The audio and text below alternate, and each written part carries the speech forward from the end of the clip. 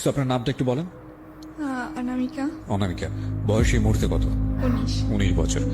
অনামিকা, সিক্রেটসের প্রথম female guest আপনি, এবং আপনার সম্পর্কে আমি যতটুকু জানি শুধু এতটুকু বলতে পারি যে আজকের এই গল্পটা বিশেষ করে যারা টিনেজার এবং যারা অনেক বেশি ইন্টারনেট অ্যাডিক্ট আমি বলবো, যারা অনেক বেশি ভার্চুয়াল জগৎকে বিলিভ করে, তাদের জন্য একটা অনেক বড় শিক্ষা হবে। তবে আমাদের অনুষ্ঠানের নিয়ম আছে, আমরা একেবারে কারণটাই বড় করে দেখাতে চাই। আমরা মনে করি প্রত্যেকটা অপরাধের পেছনে শক্তিশালী একটা কারণ থাকে যেটা অপরাধকে জন্ম দেয়। তো আমরা সেই কারণ থেকে শুরু করব, which is your background actually. So শুরু করুন আপনি ছোটবেলা থেকে, যেখান থেকে আপনার মনে পড়ে আপনার ব্রট আপ এবং বেড়ে ওঠা সবকিছু মিলিয়ে আমি একটু ইনিশিয়ালি একদম প্রথম থেকেই জানতে চাই। ভাইয়া, আমার নানার বাড়ি হচ্ছে কুমিল্লাতে, তো দেবিদ্বার। তো আমার মারা হচ্ছে 3 বোন। জি। আমার মাই মেজো। আচ্ছা। তো অন্য 2 বোনের তুলনায় আমার মার একটু মানে শ্বশুর বাড়ির দিক দিয়ে আর্থিক অবস্থা, মানে আমার দাদার বাড়ির দিক দিয়ে একটু ছিল। তো এখানে আমার মাকে যখন বিয়ে দেওয়া হয়েছিল তখন বলা হয়েছিল, মানে একটা মিথ্যে অভিনয়ের মাধ্যমে আমার মাকে বিয়ে করে নেওয়া হয়েছে। না হওয়ার পর মানে দাদার বাড়ি এমন অবস্থা, মানে তার মেয়ে যে একটা মানে হাজবেন্ডের সাথে থাকবে ওরকম কোনো একটা রুমও নেই। তো পরে আমার মাকে অনেক ট্রাই করছে এখান থেকে নিয়ে আসার জন্য, কিন্তু আমার মা আসেনি। আমার মা বলতেছে যে আজকে যদি আমাকে নিয়ে একটা বড় ধনীর কাছে বিয়ে দাও, তা এখন যদি আমার মানে বাসরাতে আমার স্বামী মারা যায়, তা আমাকে আল্লাহ যেখানে বিয়ে করছে রিজিক রাখছে আমি সেখানে থাকবো। তো এটা নিয়ে আমার নানা ভাইরা অনেক করছে, কিন্তু আমার মা আসে নাই। বা আমার নানার বাড়ির সাথে অনেকদিন সম্পর্ক আমার মার অফ ছিল। তো আমার মার বিয়ে হওয়ার 9 বছর পর আমি হয়েছি। জি। তো হওয়ার প্রথম পর সন্তান আপনি? হ্যাঁ, আমি প্রথম সন্তান। তো এটা নিয়ে আমার দাদার বাড়িতে অনেক আনন্দ ফুটি, কারণ আমার চাচা জ্যাঠার ভিতরে আমার বাবাই সবার বড়, মানে আমার কোনো বড় জ্যাঠা নাই। জি।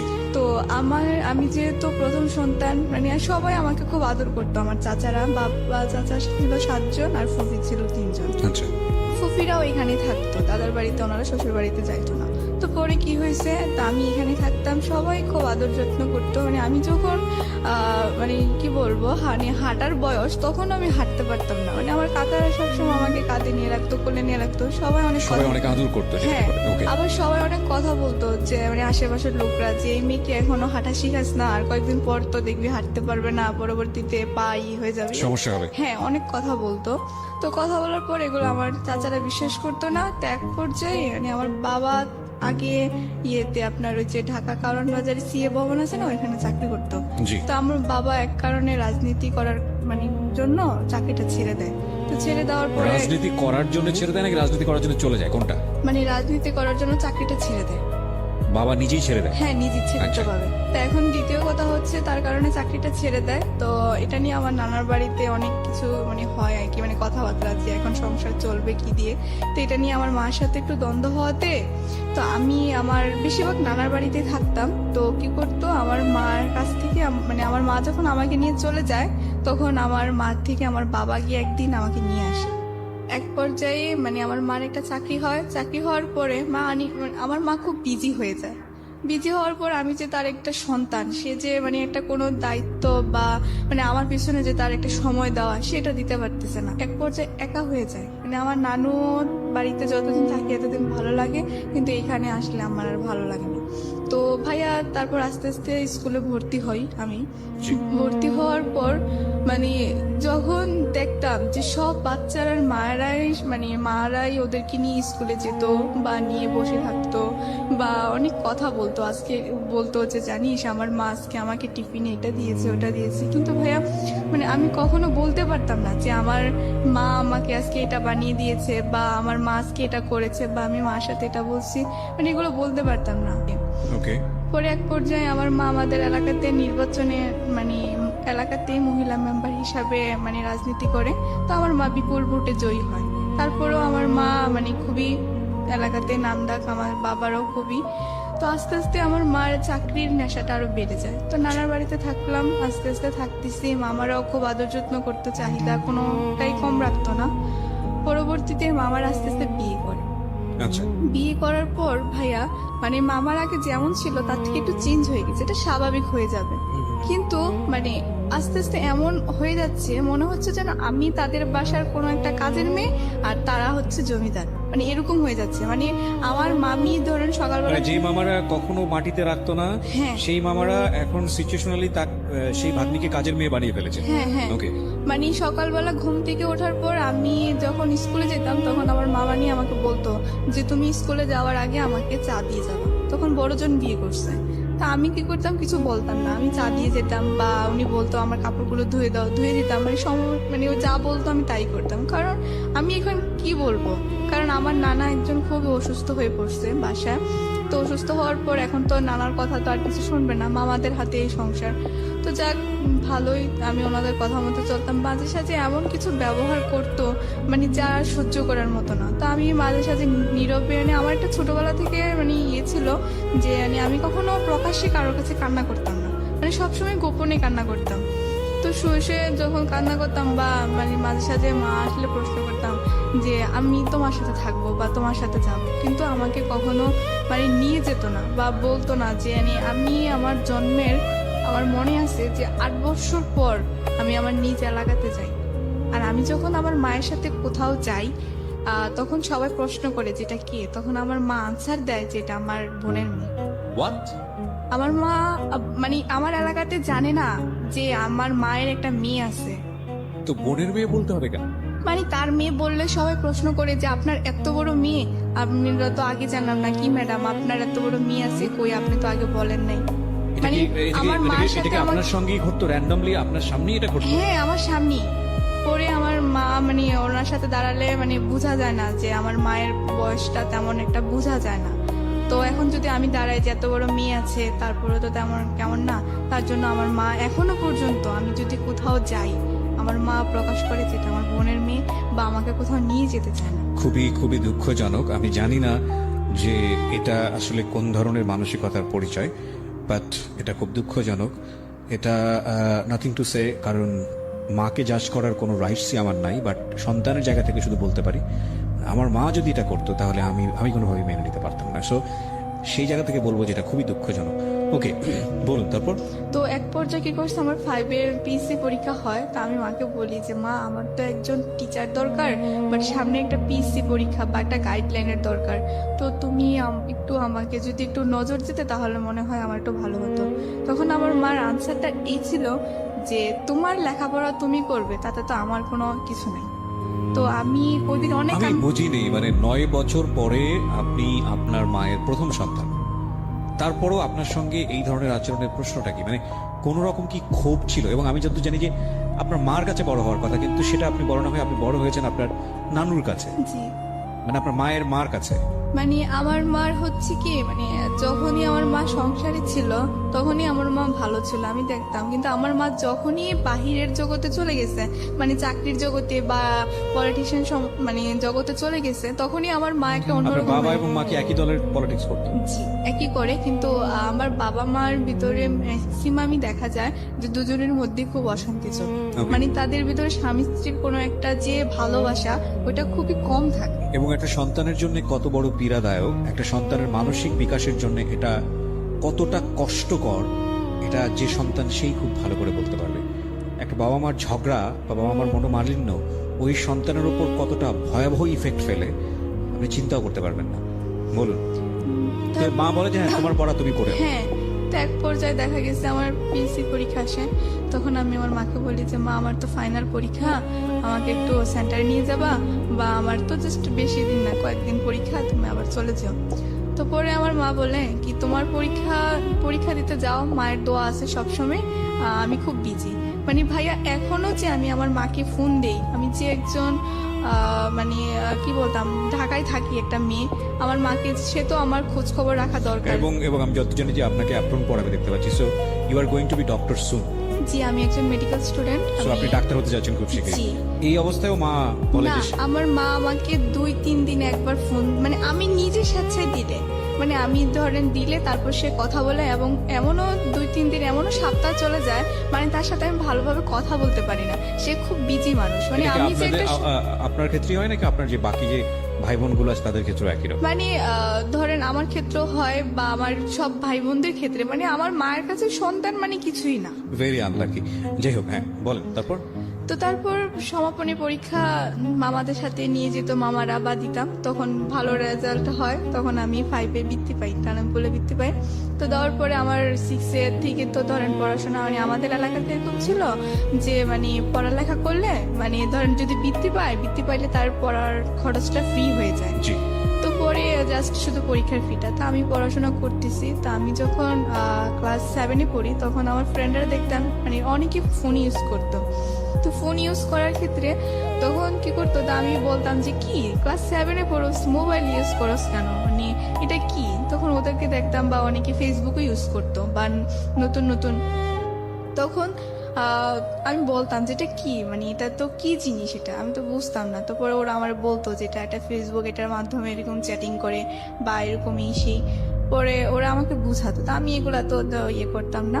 তো পরবর্তী আমার ছোটবেলা থেকে একটা ইয়ে ছিল যে আমি বই পড়তে খুব ভালোবাসতাম। Okay. তা আমি একটু সময় পাইলে, ধরেন আমাদের লাইব্রেরি ছিল, তখন ওইখানে গিয়ে আমি মানে একটু বেশিরভাগ রবীন্দ্রনাথের বই পড়তে খুব ভালোবাসতাম। ওকে। তো পরে এক পর্যায়ে দেখা গেছে আমার একদিন ফ্রেন্ড সার্কেলরা মিলে আমাকে বলতেছে যে তুই তো আমাদের সাথে এমনই কোনো রোমান্টিকতা না। তাই বলতেছি কেন? পরে বলতেছে যে না, তুই কেমন যেন একটা মুডি টাইপের, আমাদের সাথে মিশোস না, এই না সেই না, অনেক কিছু বলে আমাকে অনেক রাগায়। তো আমি তেমন একটা কিছু করি না। তো আমার একটা বেস্ট ফ্রেন্ড ছিল, তো ও আমাকে বলতেছে যে আমার তো আজকে বার্থডে, তুই কি আজকে সন্ধ্যায় আমাদের বাসায় আসবি? তাই আমি বলতেছি দেখ, আমার নানা তো কষ্ট করে আসছে, হাজি মানুষ, আমাকে তেমন একটা সন্ধ্যার পর বাইরে থাকতে দেয় না। তো বলতেছে আচ্ছা ঠিক আছে, তুই দেখ ম্যানেজ করে, আমি তোর নানুকে বলবো। ও আমার নানুকে অনেক রিকোয়েস্ট করে।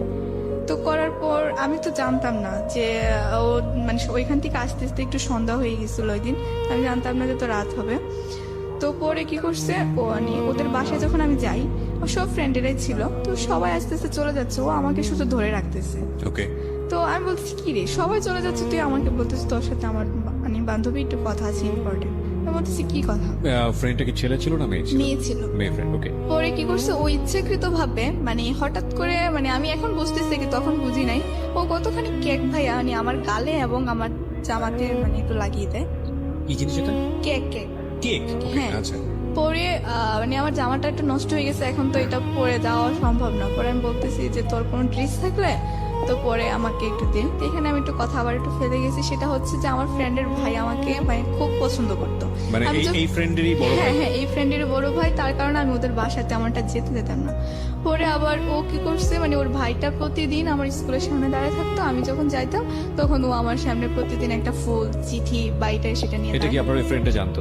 হ্যাঁ, আমার ফ্রেন্ড এই ফ্রেন্ডটা কি আপনার ক্লাসমেট ছিল? জি জি। ওকে। ও জানতো, ও আমাকে অনেক বুঝাইতো যে আমার ভাই অনেক ভালো ছেলে, এই কনভিন্স করার চেষ্টা হ্যাঁ করতো? হ্যাঁ, অনেক কিছু বলতো। আমি বলতো যে ভালোবাসা কি জিনিস, ভালোবাসা একটা মানে ভাই, ধর তুই আমার বন্ধু, হ্যাঁ আমি তোকে ভালোবাসি, ওই ভালোবাসা কোন আবার কি ক্লাসে জিনিস? পড়েন তখন আপনি? তখন আমি ক্লাস 8-এ পড়ি। ক্লাস 8-এ পড়েন। ওকে। পরবর্তীতে কি হয়েছে, এখন ও আর বলতেছে কি আমার জামাটা তুই চেঞ্জ করে নে। তো আমি বলছি আচ্ছা ঠিক আছে। তো পরে আমি একটা রুমে গিয়ে জামাটা চেঞ্জ করতেছি, কিন্তু আমি জানতাম না যে ওই রুমে ওই মেয়েটার ভাই মানে মোবাইল দিয়ে ছবি ওঠানোর কোনো ব্যবস্থা রেখে রাখছে। পরে আমি যখন গেছি, যাওয়ার পর ও আমার মানে আমি যখন ড্রেস চেঞ্জ করতেছি, ও আমার অনেকগুলো ছবি মানে বাজে বাজে কিভাবে যেন উঠায়। পরবর্তীতে আমি জানি না, ও একদিন আমাকে বলতেছে যে আমার ভাই তোর সাথে একটু কথা বলবে ফোনে। তাই বলতেছি তোর ভাই আমার সাথে কি কথা বলবে? তারপরে বলতেছি কি যেন বলবে, তুই একটু শোন। পরে আমি ওর ফোনটা রিসিভ করলাম, বললাম যে আসসালামু আলাইকুম ভাইয়া।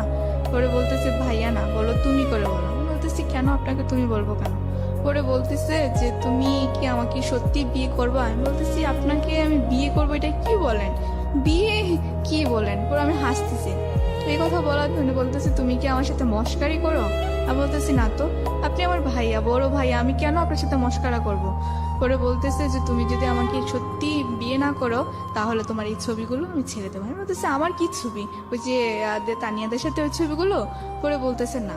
পরে করছে উনি যখন আমাকে মোবাইলের ছবিগুলো দেখাচ্ছিল তখন ওনার এক ফ্রেন্ড আমার মামাকে দেখাইছিল যে আপনার ভাগ্নি দেখেন স্কুল থেকে যাওয়ার পথে ওই দেখেন ছেলের সাথে কি যেন কথা বলতেছে, মানে আমি যে দাঁড়ায় ছবিগুলো দেখতেছি এমন সময় হঠাৎ করে ইয়ে করে ফেলছে, মামাকে পর্যন্ত দেখাইছে।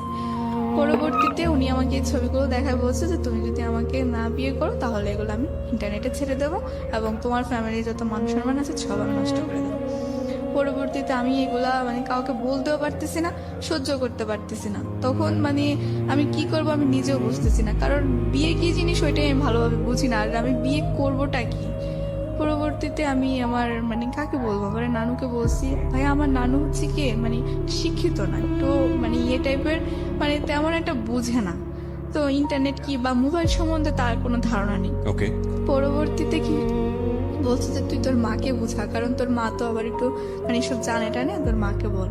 পরে আমি আমার মাকে বলছি, পরে বলার পরে আমার মা কি করছে ওই দিন আমার নানার বাড়িতে আসছে, ভাইয়া এসে আমাকে এমন মায়ের মারছে, মানে আমি তখনই সেন্সলেস হয়ে গেছি। আমার মামাও আমাকে মারছে, আমার মাও আমাকে মারছে, মানে আমার নানুও আমাকে অনেক কথা শোনাইছে, সবাই আমাকে খুব মারছে। মানে আমি এমন মানে কি বলবো, আমার তখন সেন্স ছিল না মানে মায়ের খেতে খেতে। পরবর্তীতে আমি হঠাৎ করে দেখি যে আমি একটা রুমে মানে শুয়ে আছি, আমাদের একটা রুম আছে কি মানে ওটা একদম মানে দিয়ে মানে ধরেন আপনার পুরাতন জিনিসপত্র রাখা হয় আর কি। আমার মা আমাকে ওই রুমে ফালাই রাখছে, মানে দরজার নক করে, যাতে আমি আর ওই রুম থেকে বের না হতে পারি। ভাই আমাকে একটানা 2 দিন কোনো কিছু খেতে দেওয়া হয়নি। এই ঘটনার প্রেক্ষাপটে হ্যাঁ, পরে আমার মা আমাকে মানে পরে রুমে আসছে, এসে বলতেছে যে তুই কি মরবি না আমি তোকে বিষ এনে খাওয়াবো। বিরতি নেবার সময় হয়েছে এখানে একবার, খুবই দুর্ধর্ষ একটি সময়। আমরা ফিরে এসে জানাবো কি হয়েছে, এবং অনামিকা আজকে এখানে তার জীবনের সিক্রেটস গুলো রিভিল করছে প্রিয় শ্রোতা। ফর দ্য ফার্স্ট টাইম কোনো একজন ফিমেল গেস্ট আমাদের সিক্রেটসে, একজন মেল গেস্ট অপোজ হয়েছে। একটু আগে শুরুতে আমরা সেখানে ছিলাম, এবং আজকের এই কনফারেন্সটি কোথায় নিয়ে যায় সেটাই দেখার বিষয়। ছোট্ট একটা বিরতি নিচ্ছি। অনামিকাকে দেখতে চাইলে চলে আসুন আমাদের ইউটিউব চ্যানেলে। আমাদের ইউটিউব চ্যানেলটি হচ্ছে www.youtube.com/dfm904। আর একবার বলছি youtube.com/dfm904। প্লিজ সাবস্ক্রাইব বাটনে ক্লিক করে আমাদের চ্যানেলটি সাবস্ক্রাইব করবেন। Short break. Secrets. Something beyond entertainment.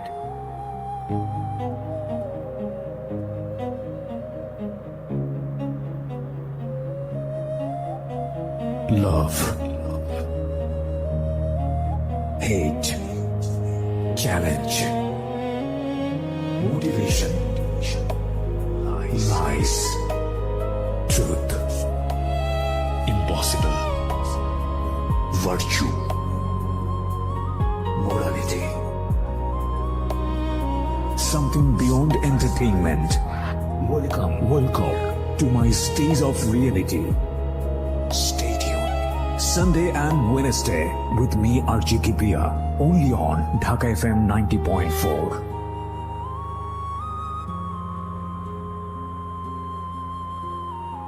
Secrets. Something beyond entertainment. জীবনের ভয়াবহতম গূঢ় একটি সত্য যা অনামিকাকে হ্যাঙ্গিং অবস্থায় রেখেছে মান সম্মানের দিক থেকে, সেরকম একটি ভয়াবহ সত্য আজকে এখানে রিভিল হচ্ছে সিক্রেটস থেকে।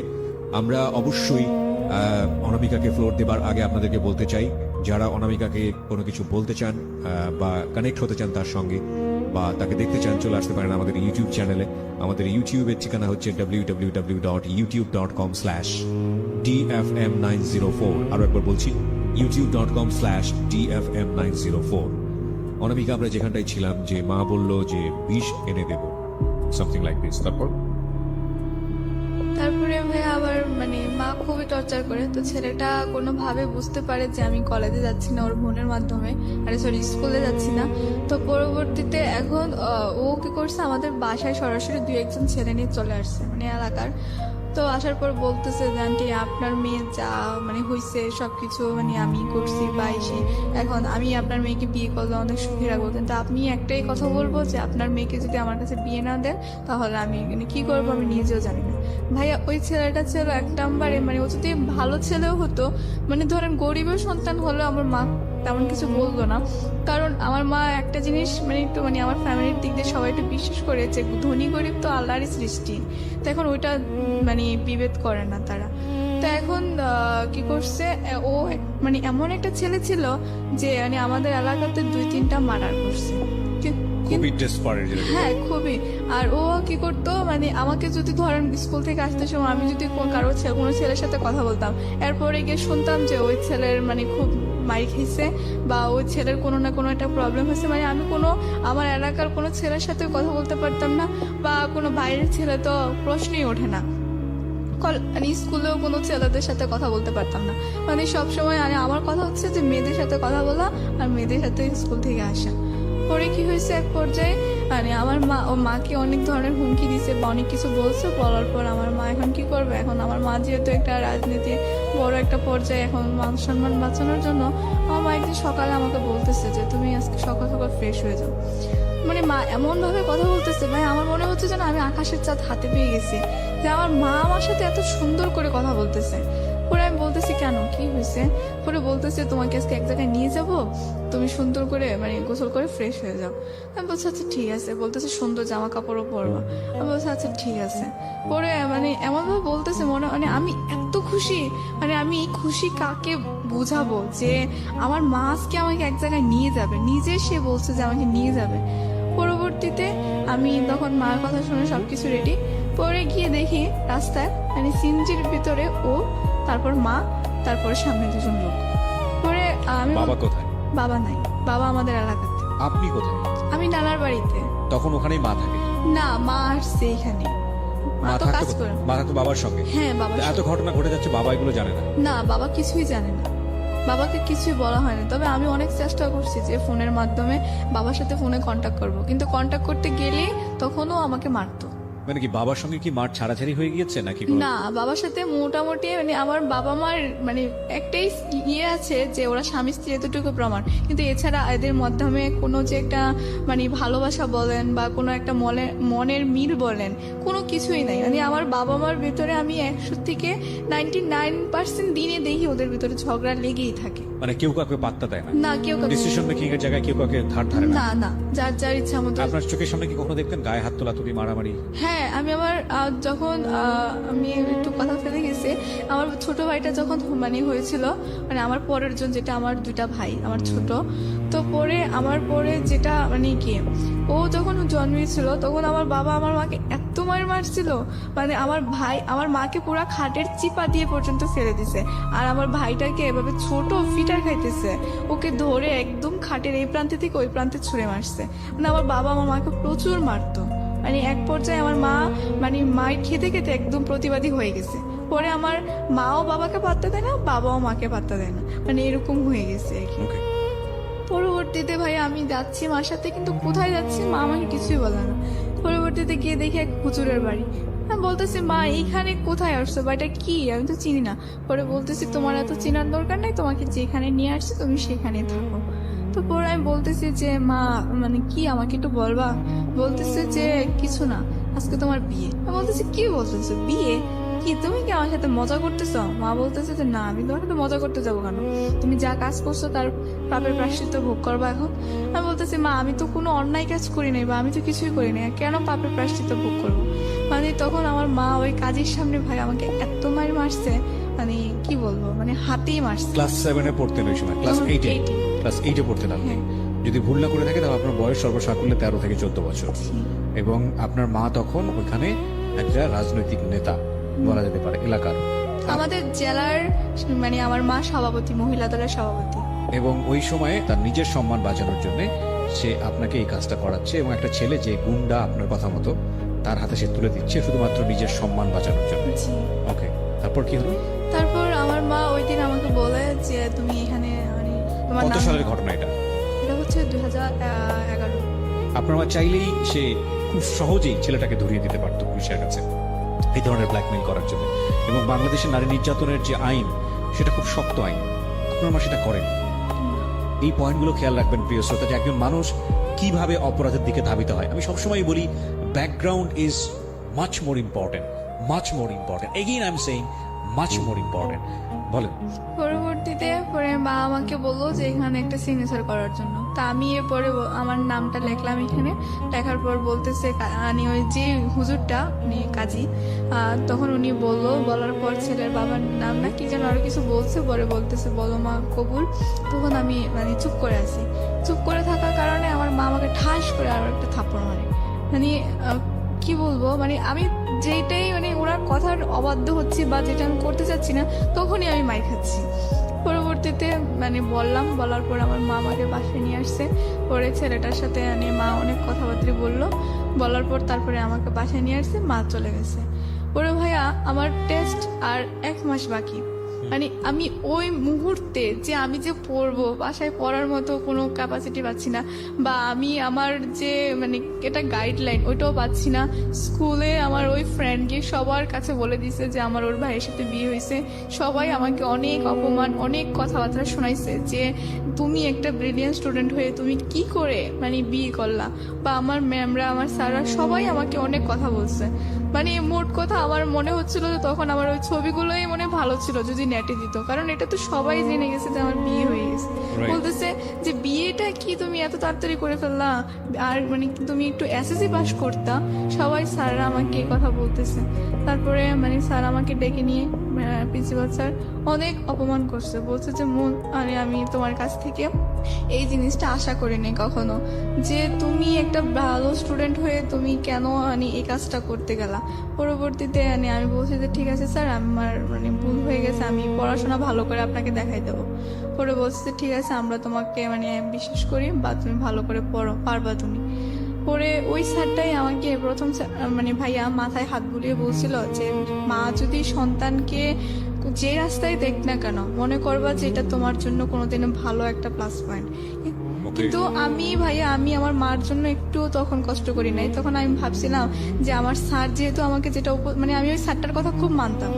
পরে আমি ওনার কথা বিশ্বাস করে আমি আবারও পড়াশোনা মন দিই। কিন্তু আমি পড়াশোনায় মন দিয়ে কি করবো, সে আমাকে প্রতিনিয়ত কন্টিনিউ চাপ দিচ্ছে যে সে আমার বাসায় আসবে, বা তার সাথে আমি এখানে দেখা করতে, ওইখানে দেখা করতে, বা তার সাথে আমি একটা শারীরিক সম্পর্ক করার জন্য। সে আমাকে বলতেছে আমি তো তোমার হাজব্যান্ড, এখন আমার সাথে মানে তোমার প্রতি আমার কিছু অধিকার আছে। তো পরবর্তীতে এখন বলার তারপরে সে আমাকে মানে সে তোমার কাছ থেকে স্বামীর অধিকার চাচ্ছে। জি। ওকে। এখন আমি যখন তাকে দিচ্ছি না দাওয়াতে, সে এখন মানে কি আমার মাকে ফোন করে অনেক গালাগালি করছে, বা বলতেছে যে সে আমার নানার বাসায় যাবে, বা এরকম হুমকি দিচ্ছে আমাকে। পরবর্তীতে কারণ এটা তো কেউ জানতো। এই বিয়ের সময় কি তার এই ছেলের বাবা মা কি প্রেজেন্ট ছিল? ওর বাবা মা কেউ নেই, সৎমা একটা আছে বাসায়, আর 2টা ভাই আছে আর একটা বোন আছে। পরবর্তীতে কি হয়েছে, সাক্ষী হিসাবে ছিল ওর মামা, আর আমার সাক্ষী হিসাবে ওর একটা কেমন একটা আত্মীয় জানে, ওরা ম্যানেজ করছে। কিন্তু আমি শুধু আমার মা উপস্থিত ছিল মানে আমার গার্ডিয়ান হিসাবে, আর কেউ জানতো না আমাদের এই বিষয়টা। পরবর্তীতে যদি জানে তাহলে আজকে এই রেডিওর মাধ্যমে আমার ফ্যামিলি মেম্বার যারা শুনবে তারা হয়তো জানবে যে আমার এর আগে এর সাথে আমার মা আমাকে বিয়ে দিয়েছিল। পরবর্তীতে এটা নিয়ে অনেক হচ্ছে, মানে কি আমি তার প্রতি কোনো নাই মানে। তো পরে কি হচ্ছে, ও নাকি মানে আমার ফ্রেন্ডের মাধ্যমে আমি পরে জানতে পারি যে ও নাকি কোন একটা মানে কবিরাজের কাছে মানে প্রতি সময় যাইতো। আমি এসব বিশ্বাস করতাম না। দৌড়, এসব কি আল্লাহ ছাড়া কি কেউ কিছু করতে পারে? আল্লাহ যাকে যেরকম রিজিকে রেখে রাখছে ওটাই করবে, বা আল্লাহর উপর দিয়ে কেউ কিছু করে রাখতে পারে না। পরে ভাই এক পর্যায়ে এমন হয়ে গেল, মানে আমি শুধু এতটুকু বলতে পারবো যে মানে আমার যতটুকু মনে আছে যে একদিন ও আমার সাথে দেখা করার পর কেমন কেমন জানি একটা পরে ও বলতেছে এটা নাকি ওর খালা রান্না করে দিছে, বলছে খেতে হবে। পরবর্তীতে মানে আমি ওই খাবারটা খাওয়ার পর মানে তারপর থেকে মানে আমাকে আমার নানু যেটা বললো, মানে আমি নাকি এক পর্যায়ে ওর প্রতি মানে একদম পুরো পাগল হয়ে গেছি। মানে আমার ফ্যামিলিকে মানে নাকি আমার মামারা নাকি আমাকে প্রচুর মারধর করছিল। করার পর সেটা মানে তখন আমি জিএসসি পরীক্ষা দিয়ে ফেলছি। মানে আমার মোট কথা হচ্ছে কি, মানে আমি কিছুই চিনতাম না। আমার এই পৃথিবীতে আমার মা বাবা আমি কাউকে চিনতাম না, আমি শুধু ওকেই চিনতাম। মানে ও ছাড়া আমার লাইফে কেউ নাই। আর আমাকে যে এত মায়ের ধুর করতো, মানে আমার কোনো কিছুই হতো না। মানে রাত্রে মারছে, সকালে আবার ওর কথাই আমি বলতাম। পরে এক পর্যায়ে কি হয়েছে, আমি মারতো কেন? তাকে তো বিয়ে দিয়ে দিয়েছে। কিন্তু এটা তো আমার মামারা জানতো না, কারণ আমার মামারা তুমি কি মামার কাছ থেকে বিষয়গুলো গোপন করেছিলে? জি। তুমি কেন গোপন করেছিলে? কারণ আমি গোপন করেছিলাম, আমার মা আমাকে তখন বলছিল যে তুই যদি কখনো এই কথাগুলো কারোর কাছে, তোর বাবার কাছে পর্যন্ত এই কথাগুলো বলস, তাহলে তোর বাবাকে তো আমি মেরে ফেলবোই এবং তোকে পর্যন্ত মেরে ফেলবো। আর তোর ভাই, তোমার স্কুলের ছেলেমেয়েরা জানলো, স্কুলের টিচাররা জানলো, অথচ যে ঘরে তুমি থাকো সেখানকার লোকজন জানে, এটা কতটুকু বিশ্বাস? ভাই আমি স্কুলের টিচারদেরকে বলছি যে ও যেটা বলছে সেটা ভুল বলছে, মানে আমার বিয়ে হয় নাই, মানে জাস্ট ওর সাথে আমার একটা বিয়ের কথাবার্তা বলছে, আমি এরকম বলে কাটাইছি। কারণ কিন্তু এটা, এই জিনিসটা যদি স্কুলের টিচাররা জানে তাহলে তো তোমার মামারা বা তোমার নানিরা এদেরও তো জানার কথা। হ্যাঁ ওদেরকে জানার কথা, কিন্তু আমার মানে ওদের কানে ওই কথাটা আসছে, পরে আমার মা অস্বীকার করে ফেলছে। Okay. আমার মা বলছে কি যে না না আমি এসব বিয়ের সাথে দিই নাই, বাট বিয়ের কথা যার কারণ ছেলেটা যাতে কোনো ক্ষতি না করতে পারে তার জন্য আমি একটা মানে বিয়ের দিন তারিখ ঠিক করে রাখছি, যে পরীক্ষার পর মানে দেখা যাবে কি হবে। আমার মা তখন ওরকম পার্ট নিয়ে ফেলছে, মানে আমার মা আমাকে ডাইরেক্ট এই কথা বলছে যে মানে যদি আমি কারোর কাছে মুখ খুলি তাহলে নাকি আমাকে তো মারবে, আমার ভাইকেও মারবে, আমার বাবাকে পর্যন্ত মেরে ফেলবে। বলছে তো তোদের আর কাউকে রাখবো না। সেটা হয়তো রাগ করে বলেছে বা হয়তো অভিমান করে বলেছে। কারণ দেখো, বিষয়টা যদি তুমি প্রথম দিকে যেটা করলে, ঠিক তোমার না, তুমি তো সিচুয়েশনাল কজ বলা যেতে পারে, যে তোমাকে এরকম ভাবে ঘরের মধ্যে পোশাক নিয়ে যে ঘটনাটা ঘটলো, তো এরপরে আলটিমেটলি তোমার মা রাগ করেছে, রাগ করার ফলে তোমাকে 2 দিন ঘরের মধ্যে বন্দি করে রেখেছে, খাবার টাবার দেয়নি, তার মানে সেও চাচ্ছিল না যে এই সম্পর্কে তুমি জড়াও।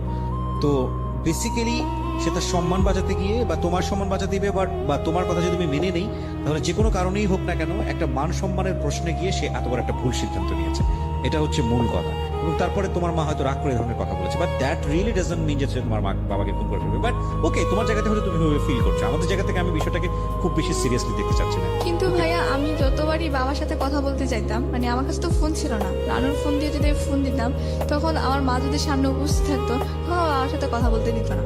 আর আমার ফ্যামিলি মেম্বারদেরকে সবাইকে বলে রাখছে যেন মানে আমি যেন আমার বাবার সাথে কোনো কন্ট্যাক্ট না করি বা আমাকে যেন কোনো কন্ট্যাক্ট না করতে দেয়। ওকে ওকে, তো পরে কি হয়েছে এখন, মানে আমি এক পর্যায়ে মানে আমার ফ্যামিলি কাউকে না জানিয়ে বাসা থেকে চলে যাই, চলে যাও বলতে মানে আমি ওর কাছে চলে যাই। প্ল্যানটা কি ছিল, কিভাবে ঘটলো ঘটনাটা? ঘটনাটা হয়েছে মানে আমি একদিন রাতে আমার মামা আমাকে খুব মারছে, মারার পর মানে আমার এগুলো মনে নাই, মানে তখন তো আমি ওর প্রতি পুরাই পাগল।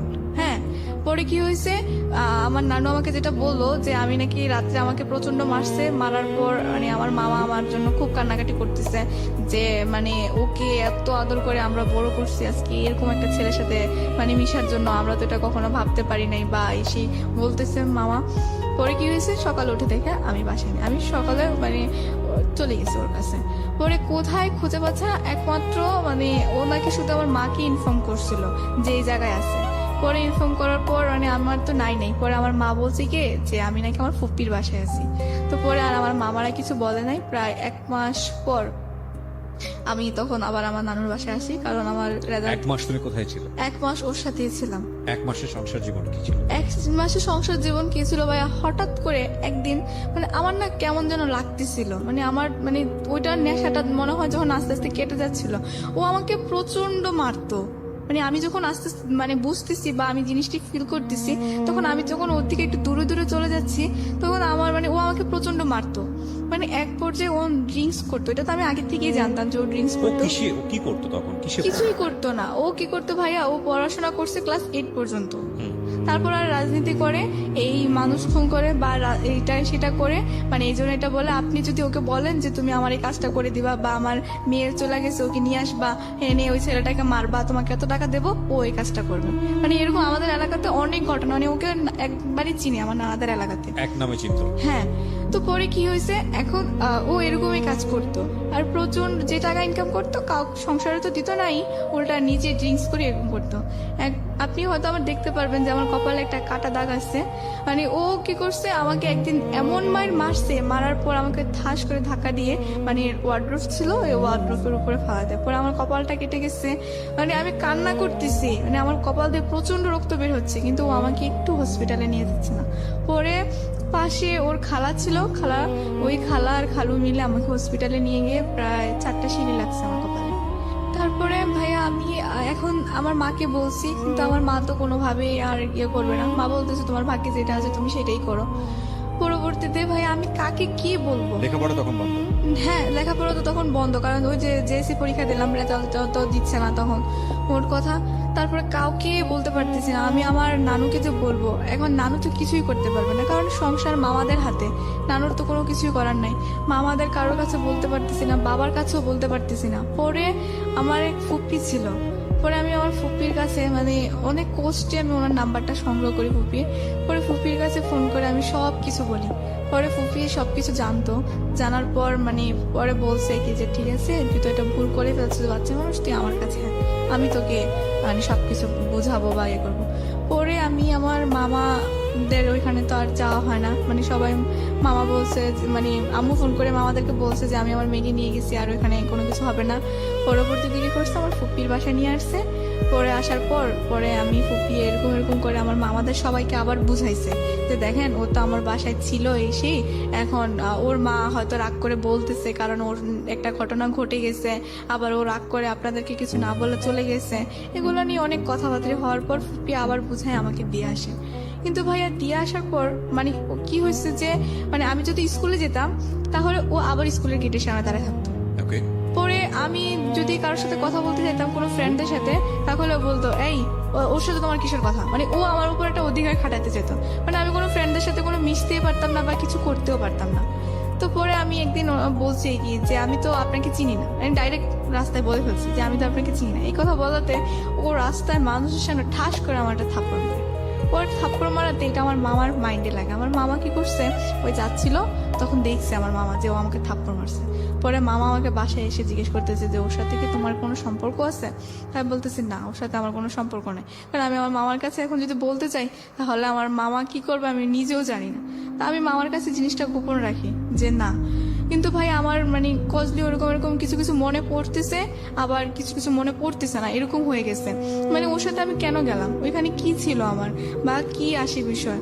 পরে মানে আমার এরকম মনে পড়ছে, আবার একবার ভাবতেছি মা তো আমাকে বিয়ে দিচ্ছে, কিন্তু আমি ওর সাথে কিভাবে গেলাম বা কিভাবে ছিলাম আমার কিছুই মনে ছিল না। আর ওর একটা প্লাস পয়েন্ট ছিল কি, ও যখন মানে আমি যখন ওর সাথে ছিলাম তখন ও আমার কতগুলো মানে ছবি উঠে রাখছিল। তো ও আমাকে বারবার বলতো যে এগুলো আমি নেটে ছেড়ে দেবো, তুমি যদি আমার সাথে সংসার না করো এগুলো আমি ইন্টারনেটে ছেড়ে দেবো। তারপরে ভাইয়া সে আমাকে মানে বলতো অনেক কথা। তো পরে বলার পরে আমার মানে ফ্রেন্ডেরা মানে আমি এক ফ্রেন্ডের সাথে শেয়ার করছিলাম আর কি। তারপরে বলাতে ও বলতেছে যে দেখ তোর তো মানে এগুলো আর কি করবি, যা হওয়ার হয়ে গেছে, এখন যেহেতু তুই মানে তাদের বিয়ে হয়ে গেছে তুই ছেলেটাকে মেনে নি তোর হাজবেন্ড হিসাবে। তা বলতেছে আমি তোকে মেনে নিতে পারতেছি না, আমি ওকে কিভাবে মেনে নেবো। পরে ও বলতেছে ঠিক আছে তুই দেখ, ছেলেটা একটা মানুষ ছবিতে দেখোস না যে খারাপ কিভাবে মস্তান থাকে, নায়ক করে নায়িকার প্রেমে পড়ে ভালো হয়ে যায়, দেখবি ও আস্তে আস্তে মানে তোকে যদি এতই ভালোবাসে আস্তে আস্তে ভালো হয়ে যাবে, একটু ভালোবাসা দিয়ে হয়ে যাবে। তারপরে আমি ওর কথা শুনে তাই আমি ভাবলাম যে হয়তো সত্যি এরকম হবে। তো হওয়ার পর মানে আমি ওর কথা রাজি হলাম। তো আমি ওকে বললাম যে ঠিক আছে তুমি যদি আমি তোমার সাথে সংসার করবো সবকিছু করব, কিন্তু আমার শর্ত হচ্ছে একটা যে তুমি স্মোক করতে পারবে না আর কোনো ধরনের অন্যায় কাজ করতে পারবে না, তুমি যদি কষ্ট করে রিক্সাও চালাও তাতে আমি খুশি। ওই সময়টাতে কি হচ্ছিল, মানে ফ্যামিলি মেম্বাররা কি জানতো যে তুমি ওর সঙ্গে সংসার করছো বা ওখান থেকে তুমি চলে এসছো এরকম কোনো কিছু? না না না, ফ্যামিলি মেম্বাররা মানে আমার মামারা কিন্তু জানতো না, মানে এখনো পর্যন্ত আমার মামারা জানে না। আমি মানে যতবার ওই সময়টা থেকে আপনি ওর সঙ্গে থাকছেন মানে নাকি আলাদা ভাবেই আছেন? আলাদাভাবে আছি, কিন্তু কোথায় আছেন আপনি? আমি আমার নানুর বাসায় আছি। মানে কিন্তু ওদের প্রথমবার তো নিয়ে গেল, তারপরে আবার ওখান থেকে চলে আসলেন বিকজ অফ অত্যাচার করতো সে কারণে, এরপরে আবার সে কনভিন্স করার চেষ্টা করছে। ওকে, তো এই 1 মাস থেকে আপনি যখন বাড়িতে ফিরলেন লোকজন আপনাকে জিজ্ঞেস করলো না যে আপনি কোথায় ছিলেন? মামা ওই যে আমার মা বললো যে আমার ফুপ্পির বাসায়, ফুপ্পি না আবার বললো যে ও আমার বাসায় ছিল। সামহাও এটাকে মানে যে কোনো ভাবে ধামাচাপা দিয়েছে। হ্যাঁ হ্যাঁ ধামাচাপা দিয়েছে। তারপরে যখন মানে ওর প্রতি মানে আমি একটা কেমন যেন একটু মানে দুর্বল হতে শুরু করলাম। তো তারপরে মানে আমি ওর জন্য বাসা থেকে চলে যাই। পরে চলে যাওয়ার পরে বাসা থেকে চলে যাওয়া মানে ওর সাথে চলে যাই। ওর কোথায় থাকতেন ওই সময়? নানুর বাসায় থাকতাম। নানুর বাসা ছাড়া তো না, ওর সাথে কি কোথায় থাকতেন? ওর সাথে থাকতাম ওর কোনো কাজিনের বাসায় বা ওর কোনো ফ্রেন্ডের বাসায়, এরকম করে মানে থাকতাম। ও আমাকে বলতো যে হ্যাঁ ও বাসা করে নিবে বা এরকম করবে, এরকম করে বলতে বলতে মানে আমাকে নিয়ে যেত। বলতো যে কয়েকদিন আমার ইজনের বাসায় থাকো, তারপরে আস্তে আস্তে মানে আমরা একটা বাসা নিব, এই করবো সে করবো। তো এরকম করে আমাকে বলতো, পরে বলতো। তো তারপরে আমি গেলাম ওর এক কাজিনের বাসায় গেলাম প্রথমে। তো যাওয়াতে তারপরে মানে ওইখানে আছি কয়েকদিন, ভালো আছি। ও মানে আর আমার সামনে কোনো স্মোক করতে দেখতাম না বা ভালোই চলতেছিল। তো তারপরে আমি ভাবলাম যে হয়তো ও আস্তে আস্তে ভালো হয়ে যাচ্ছে। পরে ভালো হয়ে যাচ্ছে, একদিন মানে আমি দেখি কি ও মানে একটা মেয়ের সাথে কথা বলতেছে। আর একটি বিরতির সময়, বিরতির পর আবারও ফিরে আসবো। আর মনে রাখতে হবে, সিক্রেটস অনুষ্ঠানটি আসলে তাদেরই জন্য যারা জীবনে অপরাধ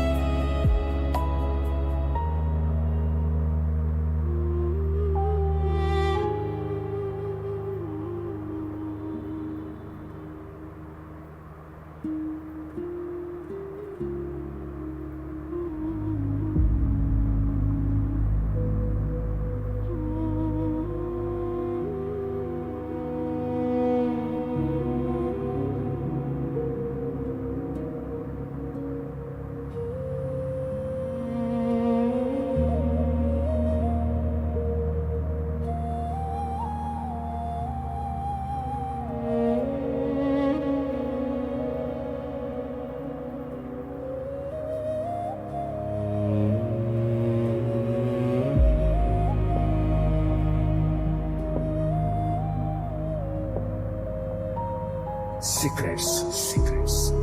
Something beyond entertainment.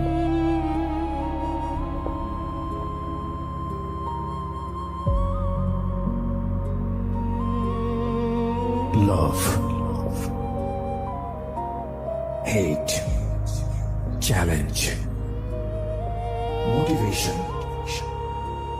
Lies. Truth.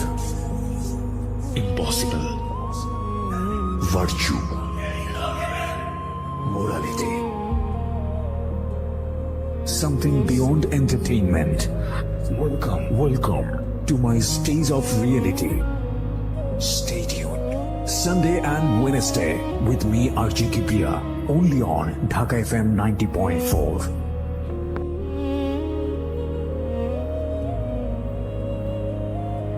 Secrets.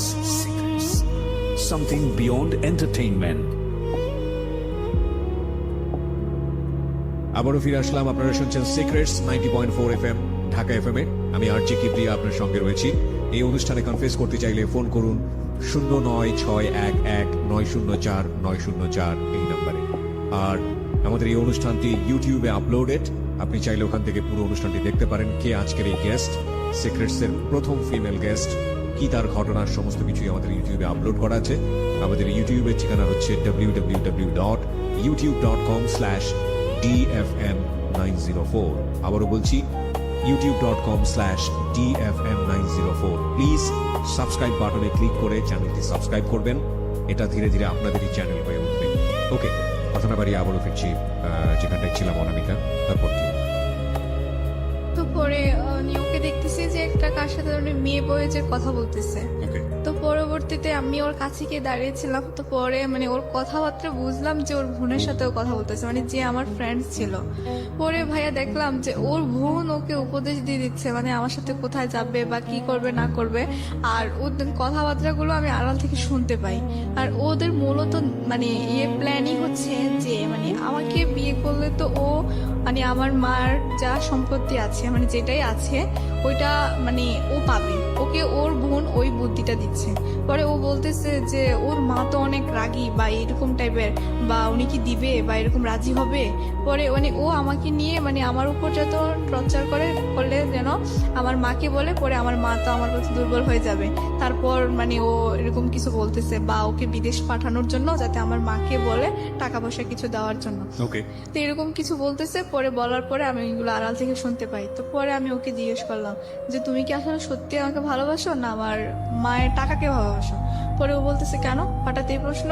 আমি বলতেছি না, সত্যি করে বলো, তোমার যদি টাকার প্রয়োজন লাগে তাহলে বলো, আর এরকম তো কোনো মানি হয় না। পরে ওই দিন ও আমাকে অনেক মারে, মানে ওদের বাসায়, ওর ওই কাজিনের বাসায় আমাকে অনেক মারে। কি হয়েছে, তো আমার টেস্ট পরীক্ষা গেল। তো যাওয়াতে টেস্ট পরীক্ষা তো তেমন একটা ভালো রেজাল্ট হলো না, কারণ আমি তো পড়িয়ে নেই মোট কথা টেস্টের আগে। তো তারপরে টেস্ট পরীক্ষা দিলাম। তো দেওয়ার পরে এখানে স্যাররা অনেক মানে খারাপ করছে যে আমি কেন রেজাল্ট খারাপ করলাম। তারপরে এরকম করাতে তারপরে আমি আবার মনোযোগ দিয়ে পড়াশোনা করি। তো ও কি করছে, এরকম টেস্টের পরে আমার যখন পরীক্ষা চলে আসছে, এসএসসি পরীক্ষা, তখন ও আসছে, এসে আবার বলতেছে যে আমাকে এবারের মতো ক্ষমা করে দাও, বা স্কুলে অনেক কিছু আমার ফ্রেন্ডদের কাছে অনেক কথা বলে যে তোমার ফ্রেন্ডকে বলো, যে মানে যে ফ্রেন্ডটা সবকিছু জানতো আমি আবার ওকে বলে দিচ্ছিলাম, তো জানো আমি ও সোমার কাছে সবকিছু বলছি। তো ওই সুমার কাছে প্রতিদিন ডিস্টার্ব করতো যে তোমার ফ্রেন্ডকে বলো আমার ভুল হয়ে গেছে, মানুষ ভুল করে না, অনেক রিকোয়েস্ট করতো। ভাইয়া মানে ওকে আমি পরবর্তীতে মানে আমার ফ্রেন্ড আমাকে বুঝাচ্ছে হয়তো ও ভুল করে ফেলছে বা এখন আসলে ও বলতেছে যে আমি আসলে খুবই অন্ধ হয়ে গেছি, আমি সেই অনেক কিছু বলার পর তারপর ওকে আমি আবার লাস্ট চান্স দিই। আমার বলছে যে আমার পরীক্ষাটা যাক, তারপর আমি দেখি। আমি যেটা বুঝতে পারছি যে একবার family mistake, right? Second time আপনি যখন গেলেন তখন ফ্যামিলি মোটামুটি ওর কাছ থেকে আপনার মাও ওকে সাপোর্ট করছে না, তখন আপনার মিস্টেক। থার্ড টাইমে যখন আপনি যাচ্ছেন ওর সাথে তখন এটা পুরোপুরি আপনার মিস্টেক, কজ ততদিনে আপনার ফ্যামিলি ওর কাছ থেকে মোটামুটি সরিয়ে আনার জন্য প্রিপেয়ার ছিল। ডিভোর্স দিচ্ছিলেন না কেন? লোকটা যদি এত খারাপ। ভাইয়া ডিভোর্স দিতে হবে, ডিভোর্স দেওয়ার মতো তো আমাকে কেউ একজন আমার পাশে থাকতে হবে। আমার পাশে থাকতে হবে মানে মানে আমি কিভাবে ডিভোর্স দেবো? আইনের বা আমি তো ওরকম কিছু। আপনার মার প্ল্যানটা কি ছিল আমাকে এটা একটু পরিষ্কার করেন। আপনার মা ওকে বিয়ে দিয়ে রেখেছে বাট আপনার ওখানে থাকতে দিচ্ছে না, আবার আপনি গেলে সেখানে কেউ জানলে বলতেছে পুকুর বাড়িতে থাকে, মানে এটা কি? মানে এটা আমার মা চাচ্ছিল যে ওর থেকে যদি আমি একটু দূরে থাকি আস্তে আস্তে ও আমাকে মানে ভুলে যাবে বা আমার তাহলে বিয়ে দেওয়ার কারণটা কি ছিল? বিয়ে দেওয়ার কারণটা ছিল ওকে একটা দেখানো মানে নাটক, মানে আমার মা যেটা পরে বললো, মানে এখন মানে যেটা আমি বুঝতেছি যে আমার মা আমাকে বলছে যে বিয়ে দেওয়াটা নাকি ছিল একটা নাটক। মানে ও যদি বিয়ে না দেয় তাহলে তো অনেকে কথা বলার পরও বিয়ে ভেঙে যায় বা মেয়েকে অন্য জায়গায় বিয়েতে দেয়।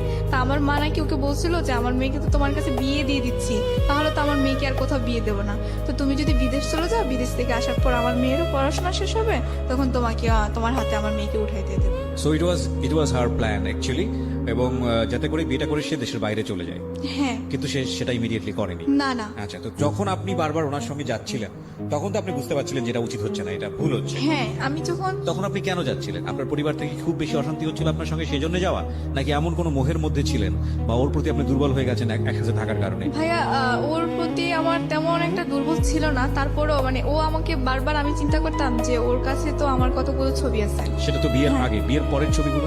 বিয়ের পরের ছবিগুলোও তো আছে ওর কাছে। But বিয়ের পরের ছবিগুলো কি আপনি দিতেন নাকি ও তুলতো? মানে ঘটনাটা কি ছিল?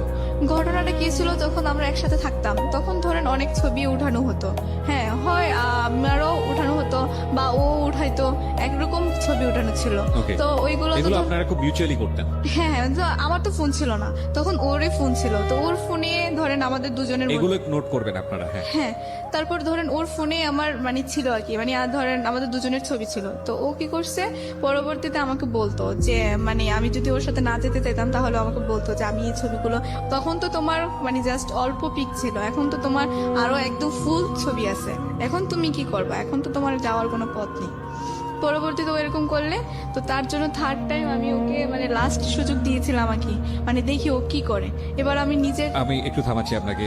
প্রথম কথা হচ্ছে যে যেই ছেলেটা কয়েকটা ছবি দিয়ে ব্ল্যাকমেইল করার কারণে আপনি তার ঘর সংসার করতে বাধ্য হচ্ছেন, ইমোশনালি বাধ্য হচ্ছেন, ফিজিক্যালি মেন্টালি যত রকমের টর্চার আছে সবকিছু করার পরেও আপনি বাধ্য হচ্ছেন, এবং সেই মানুষটাই আপনি যখন ওর সঙ্গে চলে যাচ্ছেন ইমোশনালি, তখন আপনি ঘরের মধ্যে গেলে বিভিন্ন রকমের ছবি তুলছেন।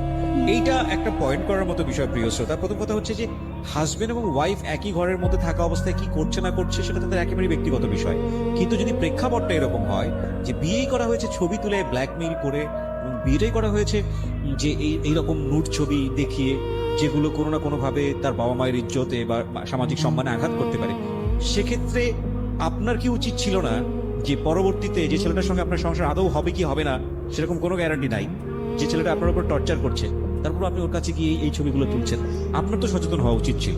ভাইয়া আমি যখন এই ছবিগুলো মানে আমি যখন ওর সাথে সেকেন্ড টাইম চলে যাই, তখন ও আমাকে বলছিল কি মানে যে আমার তো তোমার সব ছবি ডিলিট করে দিয়েছি, তোমার কোনো ছবি তো আমার কাছে নাই, দেখো আমি আগের থেকে যে বললাম না যে ও ভালো হওয়ার জন্য মানে ট্রাই করছিল, আমি ওকে বলছিলাম যে ও ড্রিঙ্কস করবে না আর মানে এরকম সবকিছু। প্রথম তো কথা হচ্ছে ও কিন্তু একটা অ্যাকিউজ দাঁড় করানোর চেষ্টা করছে, বাট এটা ভুল, এটা বড় রকমের ভুল, এবং ভুল থেকে অনেক বড় রকমের অপরাধ। হ্যাঁ, বয়সটাও আপনি চিন্তা করে দেখুন, ক্লাস 8-এ পড়ুয়া একটা বাচ্চা, শিশুর বয়স, এবং ওর বয়স আজকে এই মুহূর্তে 19, রাইট? তখন আপনি চিন্তা করে দেখেন 13-14 বছর বয়স, এবং 13-19 বছরের ছেলে মেয়েরাই তো বলা যেত কিশোর কিশোরী বলা চলে, তারাই অনেক বড় ধরনের ভুল করে, আর সেক্ষেত্রে 13-14 বছর পড়ুয়া একটা কিশোর কিশোরী তাদের ভুল করানো তো আরো স্বাভাবিক, এবং ইমোশনালি ব্ল্যাকমেইল করা। আমি এই কথাগুলো এই কারণে বলছি যে ইদানিং আমাদের ভার্চুয়াল জগতে এই ছবি যেই পরিমাণ আমরা আদান প্রদান করি, বিশেষ করে পার্সোনাল ছবিগুলো, এগুলো অনেক সময় জীবনে অনেক বড় ধরনের বিপদ ডেকে নিয়ে আসতে পারে। কোনো মানুষ যদি এটা নিয়ে আপনাকে ব্ল্যাকমেইল করতে চায় সামাজিক সম্মানের জায়গাটা থেকে, আমরা অহরহ এই ধরনের ঘটনা চোখে পড়ছে আমাদের, এবং এগুলো এক ধরনের ভাইরাল হয়ে গিয়েছে আমাদের এই প্রবলেমগুলো। সরকার যথোপযুক্ত আইন করেছে, নিয়ম করেছে, এবং এটা এক ধরনের বড় রকমের সাইবার ক্রাইম। এটা আইন করার পরে কিছুটা কমেছে, নইলে একেবারে সেলিব্রিটি থেকে শুরু করে বড় বড় সেলিব্রিটি থেকে শুরু করে সাধারণ মানুষ কেউই এই ধরনের মানে ভিকটিম হওয়ার বাইরে না।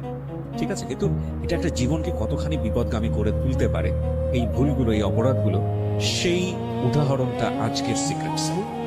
বলেন।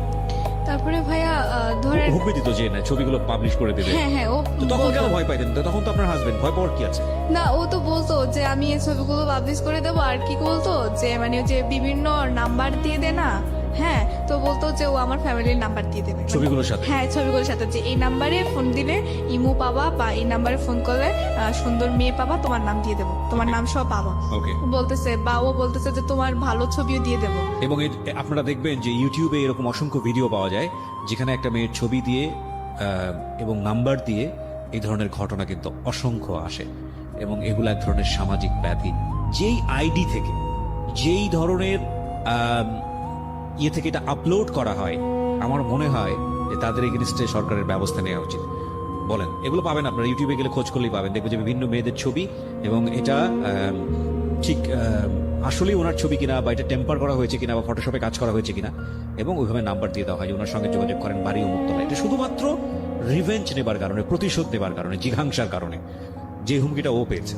পরবর্তীতে তখন মানে আমি ভাবলাম যে ঠিক আছে, ও যখন আমার কাছে মানে কি বলবো ভাইয়া, ওই সময় ও একদিন আমার পায়ে পর্যন্ত এসে ধরছে যে আমাকে এবার লাস্ট চান্স দাও, আমি মানে ভালো হয়ে যাবো। এটা থার্ড টাইমের পরে, থার্ড টাইমে মানে যখন লাস্ট বার, তৃতীয়বার। হ্যাঁ, তখন আবার আমি বললাম যে একটা মানুষ আমার পায়ে এসে ধরলো, মানে নিশ্চয়ই সে হয়তো তখন ভুল করেছে, মানুষ মাত্র তো ভুল করে, আর ও এখন নিশ্চয়ই ভালো হয়ে যাবে, ওকে আমি এটা লাস্টে চান্স দিই।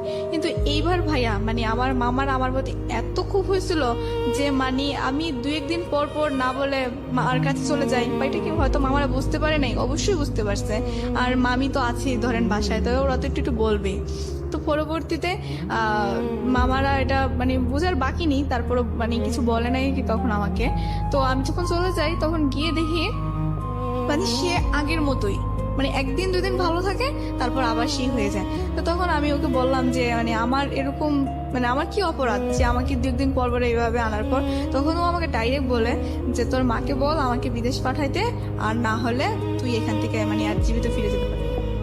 ওকে, মানে এবার হচ্ছে হলো অর্থের দিকে হাত জি, এবার ও ডাইরেক্ট বলে ফেলছে। পরে আমি বলছি যে এটা কোন ধরনের কথা, যে আমার মা তোমাকে বিদেশ পাঠাবে, এটা কি কোনো কাগজে কলমে লেখা ছিল না, মানে কোথাও ইয়ে করা চুক্তিবদ্ধ ছিল? পরে ও বলতেছে যে না, তোরকে বিয়ে করাতে আমার কি পাইছি আমি বলতেছি আমার মা তো তোমাকে তোমার গলায় ঝুলাই দেয় না, আমাকে তুমি নিজে ইচ্ছাকৃত ভাবে আমাকে বিয়ে করতে চাইছো। মানে তখন ওর সাথে আমি এক পর্যায়ে তর্ক করতে শুরু করি। পরে তখন তো একটু বুঝি, যেহেতু এসএসসি পরীক্ষা দিচ্ছি।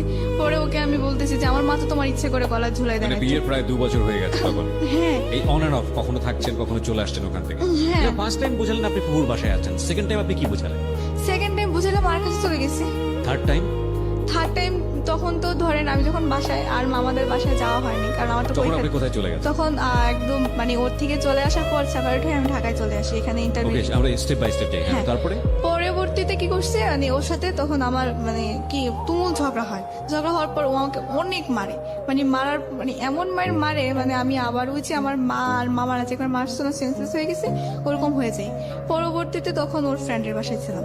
তো পরে ওর ফ্রেন্ড কি করছে আমাকে হসপিটালে নিয়ে ভর্তি করানোর পর মানে আমি ওইখানে হসপিটাল থেকে পরে আমি আমার মানে ঢাকায় যে আন্টি, ওই আন্টিকে ফোন দিই যে আন্টি এরকম এরকম আমি তো হসপিটালে, আমাকে এসে নিয়ে যান। বলছে তোর কি হয়েছে? বলতেছি আমি পরে বলবো যে আমার কি হয়েছে, আমাকে এসে নিয়ে যান। পরে উনি নিয়ে গেছে, নিয়ে যাওয়ার পর আমি বলছি যে এরকম এরকম আসলে আমি তো মানে আমার ফ্রেন্ডের বাসায় গেছিলাম, মানে আন্টিকেও আমি সত্যি কথাটা বলি নাই, কারণ আমার মনে একটাই মানে আমি বুঝি নাই যে আমার মা কি তখন রাগ করে বলছিল না কিসের কারণে বলছে। মানে আমার মাকে আমি যদি ওর কথা বলতে যেতাম তাহলে আমার মা অনেক বকতো। তো বাট এখন তো আমি আমার মাকে আর বলতেও পারবো না, কারণ আমার মা তো একবার নিষেধ করছে যে ওর কাছে আর যাবা না। এখন আমি গেছি, আবার ও আমার মাকে ফোন করে অনেক হুমকি দিছে যে টাকা পয়সা না দিলে আপনার মেয়েকে এই করবো সেই করবো। তারপরেও যখন আমার মার মানে একটু নরম হয় নাই, আমার মা তো আমার প্রতি অনেক রাগ। এখন আমি কি করব? পরে আন্টির হাতে পায়ে ধরলাম, অনেক কিছু করলাম যে আমি তো এরকম এরকম আমার ফ্রেন্ডের বাসায় মানে আম্মুর সাথে রাগ করে চলে আসছি, এখন কি করবো না। আমি জানি যে আমার মায়ের কথাটা বলবে না আন্টিকেও, পরে বলাতে তারপরে বলছে যে ঠিক আছে তোর তুই এসে যে পরীক্ষা দিচ্ছিস এখন ঢাকা এখানে ভর্তি হয়ে যা, আর তোর মাকে আমি ম্যানেজ করবো, কোনো সমস্যা নেই। পরবর্তীতে ঢাকায় ভর্তি হয়ে গেলাম। আর ও ঢাকায় ভর্তি হয়ে গেলেন, চাইলেন ভর্তি হয়ে গেলেন, না ব্যাপারটা এরকম? এসএসসি পরীক্ষার রেজাল্ট দিছে, হ্যাঁ, তখন তারপর? রেজাল্ট দেওয়ার পর আমি তখন 4.28 পাইছি। Okay. মানে তখন তো পরীক্ষার রেজাল্ট খারাপ হয়েছিল, তো পরীক্ষা খারাপ হওয়াতে কারণ আমি পড়ি নাই, মোট কথা কি পড়বো ভালোভাবে। তো পরে মানে আমার ফিজিক্স কেমিস্ট্রি বায়োলজিতে আমি সায়েন্স স্টুডেন্ট ছিলাম, মানে ভালোই প্লাস আসছিল, কিন্তু আমার মেয়েতে গিয়ে খুব খারাপ রেজাল্ট হয়েছে একটা। আপনি এসএসসি পরীক্ষার সময় ছিলেন কোথায়? আর নানু বাসায় ছিলাম। নানুর বাসা থেকে পরীক্ষা দিয়েছেন? হ্যাঁ হ্যাঁ। ওকে। পরবর্তীতে কি হয়েছে, এখানে এসে মানে রেজাল্ট পাবলিশ হওয়ার পরে এখানে ভর্তি হলাম ঢাকায়, তো খবর পেলাম কি ও বিদেশ চলে গেছে। আপনি এখানে কোথায় আসলেন? ঢাকায় এসে কোথায় উঠলেন? ঢাকায় এসে মিরপুরে আন্টির বাসায় বসছি। মানে আন্টি মানে কি ধরনের আন্টি? আন্টি বলতে আমার আপনার আন্টি। আপনার আন্টি তো আপনাকে জায়গা দিল? হ্যাঁ দিছে, মানে আমি ওনাকে বলছিলাম আর কি যে আমি একটা ফ্রেন্ডের মানে ভুল করে আম্মুর সাথে রাগ করে ফ্রেন্ডের বাসায় চলে আসছি। পরে খালামুনি হঠাৎ করে মানে আমি খুব অসুস্থ হয়ে পড়ছি, আমার ফ্রেন্ড আমাকে এখানে ভর্তি করেছে। তো ভর্তি করানোর পর তো এখন আন্টি মানে আম্মু আর ফোন করে আবার বলছে, কারণ আম্মু তো সত্যি কথাটা এখন বলতে পারবে না, কারণ মানে আপনার আম্মু সামহাও আপনার আন্টি কনভিন্স করেছে এই বিষয়টা জি, নিয়ে? জি। ওকে।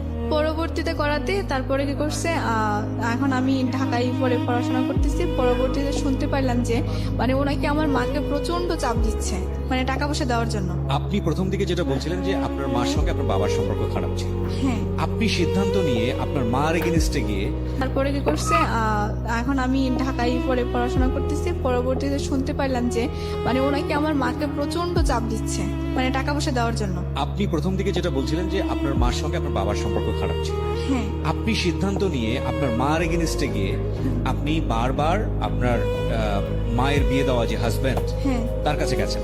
মানে ছেলেটার নাম কি ছিল? ছেলেটার নাম মানিক ছিল। মানিকের কাছে আপনি বারবার গেছেন। তো এই গল্পের মাঝখানে আমি কোথাও পেলাম না যে আপনার সমস্যা নিয়ে আপনি নিজে আপনার বাবার কাছে গেছেন। ভাই আমি তো আমার বাবার কাছে যেতে পারি না, কারণ আমার মা আমাকে সম্পূর্ণ নিষেধ করে দিয়েছে। সো আপনার মা তো আপনার ওই ছেলেটার কাছে যেতে নিষেধ করেছে, তো আপনি সেখানে মান নিষেধ অমান্য করে বারবার গেছেন। কিন্তু ভাই তো বাবার এটাই কাছে আমার জীবনে সবচেয়ে বড় ভুল ছিল। এখন বুঝতেছি যে আমি আমার বাবার কাছে যদি হয়তো যতই বাধা বিপত্তিক্রম করে আমি যেতাম, আমার মনে হয় যে আমি কোনো না কোনো একটা সলিউশন পেতাম বা কোনো সাহায্য পেতাম, কিন্তু আমি তখন আমার মাথায় ওই বুদ্ধিটা because actually we are emotional fool. দেখুন ওনার মা যে একটা বলা যেতে পারে একটা বড় ধরনের ভুল সিদ্ধান্ত নিল, সেটা সিচুয়েশনালি ওনাকে সেভ করার জন্য হোক বা ওনার বাচ্চাকে সেভ করার জন্য হোক বা যে কোনো কারণে হোক, এবং পরবর্তীতে ওনার মায়ের কাছ থেকে মায়ের যে ভালোবাসা সেটা না পেলেও একটা সাপোর্ট বিভিন্নভাবে দেওয়ার চেষ্টা করছে। এত যে কমপ্লেক্সিটি ওর লাইফে এসছে, ও কখনো নিজে থেকে ফিল করেনি আমার বাবার কাছে যাওয়া উচিত। বাবার দিক থেকেও আমার একটা প্রশ্ন থাকে। এই মেয়েটি হচ্ছে তার প্রথম সন্তান, এবং সেও কিন্তু দেখুন এই মেয়েটা কেমন আছে, কোথায় আছে, আপনার সঙ্গে যোগাযোগ করতো? আপনার বাবা না। কখনোই যোগাযোগ করতেন না? বাবা আসতো, আইসে দেখে চলে যেত, কিন্তু বাবা আসতো, বাবাকে আপনি শেয়ার করতেন বিষয়গুলো? বাবার সাথে কিভাবে শেয়ার করবো? ওই যে নানুর মা যে বলে রাখছে নানুর বাসায় যেন ওর সাথে কোনো পার্সোনাল কথা বলতে না দেয়, তখন আমি যদি বাবার সাথে কোনো কথা বলতে যেতাম, হয় আমার মামি সামনে দিয়ে আসতো যেত, বা আমার নানু থাকতো, বা আমার নানা প্রেজেন্ট আপনার মা থাকতো। তো বাবার সঙ্গেই থাকতো। হ্যাঁ। তারপরে পার্সোনাল বিষয় বললে সমস্যা কোথায়? মানে আমার বাবাকে বললে হ্যাঁ, বাবাকে বলতো না, কেন বলতো না সেটা আমি জানি না। আপনার সন্তান হিসেবে উচিত ছিল না এই জিনিসগুলো ফাইন্ড আউট করা? হ্যাঁ ভাই, এটা আমার মানে ভুল হয়ে গেছে যে আমি আমার কখনো বাবাকে কখনো এই রকমের ভুল অনেক বড় অপরাধ নিজের জীবনের জন্য। আমরা বিলিভ করি আজকে এই গল্পটা যারা শুনছেন সামাজিকতার জায়গা থেকে, it's not a crime that like kill somebody, or it's not a crime যে ও কোথাও বোমাবাজি করেছে, কিংবা it's not a crime like ও কোথাও মাদক পাচার করেছে, বা it's not a crime like ও কাউকে খুন করে ফেলেছে। এই ক্রাইমটা হচ্ছে ওর নিজের জীবনটা কতটা বিষাদময় হয়েছে নিজের অপরাধের কারণে, নিজের ভুলের কারণে। হ্যাঁ, এবং সেই ভুল বা অপরাধের জন্মটা একেবারে ফ্যামিলির রুট থেকে, শিকড় থেকে হয়েছে। আমরা আরো একটা বিরতি নিব প্রিয় শ্রোতা। আপনারা ইউটিউবে গেলে আমাদের এই অনুষ্ঠানটি অডিও এবং ভিডিও দুটো আকারেই দেখতে পাবেন। আমাদের ইউটিউবের ঠিকানা হচ্ছে www.youtube.com/dfm904। আমি আবারও বলছি www.youtube.com/dfm904, এবং ঢাকা FM 90.4 নামে চ্যানেলটি আছে। প্লিজ সাবস্ক্রাইব বাটনে ক্লিক করবেন, তাহলে আপনি সাবস্ক্রাইব করবেন এবং নোটিফিকেশনটা অন রাখবেন। ওখানে দেখবেন যে ঘন্টার মতো একটা সাইন আছে, ওখানে ক্লিক করলে আপনার নোটিফিকেশনটা অন হয়ে যাবে। আমাদের এই চ্যানেলে যতগুলো নতুন কন্টেন্ট অ্যাড হবে, সঙ্গে সঙ্গে আপনার মোবাইল নোটিফিকেশন চলে যাবে যে আমাদের এখানে নতুন কন্টেন্ট অ্যাড হয়েছে। এবং ইন্টারেস্টিং ফ্যাক্ট হচ্ছে এই প্রথম রেডিওর ইতিহাসে রেডিওতে অনুষ্ঠান চলাকালীন সময়ে ঠিক তার অনুষ্ঠান শেষ হওয়ার আগে বা মাঝামাঝি সময় পুরো অনুষ্ঠানটি ইউটিউবে আপলোড করা হয়। তার মানে বুঝতেই পাচ্ছেন যে ইউটিউব যারা ব্যবহার করেন বা ইউটিউবে যাতে ব্যবহার করার সুযোগ আছে, তারা রেডিওর শ্রোতার আগে এই অনুষ্ঠানটি পুরোপুরি শুনতে পাচ্ছেন। মানে এটা হচ্ছে একটা বিশাল সুযোগ। এই প্রথম আমার মনে হয় বাংলাদেশের রেডিওর ইতিহাসে এই প্রথম এই সুযোগটা কেউ দিয়েছে যে আপনি রেডিওতে অনুষ্ঠান শোনা শুরু করেছেন, আপনি জানেন না যে এরপরে কি ঘটতে যাবে, কিন্তু আপনার যদি ইউটিউব চ্যানেল থাকে এবং আপনার যদি সাবস্ক্রাইব করা থাকে আমাদের চ্যানেলটি, তাহলে আপনি ইতিমধ্যে জেনে গেছেন যে আসলে পরবর্তীতে কি ঘটতে যাচ্ছে, কারণ আমরা ইউটিউবে আমাদের অনুষ্ঠানটি অলরেডি আপলোড করে দিয়েছি। ফিরে আসছি মাত্র 2 মিনিট পর। Secrets, secrets, something beyond entertainment.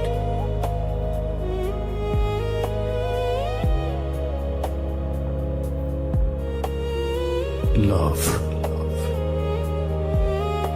hate, challenge, motivation, lies, truth, impossible, virtue, morality, something beyond entertainment. Welcome to my stage of reality. Stay tuned. Sunday and Wednesday with me, RJ Kipriya, only on Dhaka FM 90.4.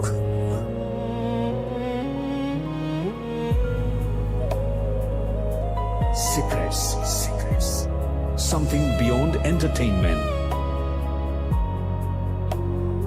আরো একবার স্বাগত প্রিয় শ্রোতা। অনামিকার একটি ছবি আমরা আমাদের ফেসবুকে আপলোড করেছি, আপনি চাইলে ওখানে গিয়ে দেখতে পারেন।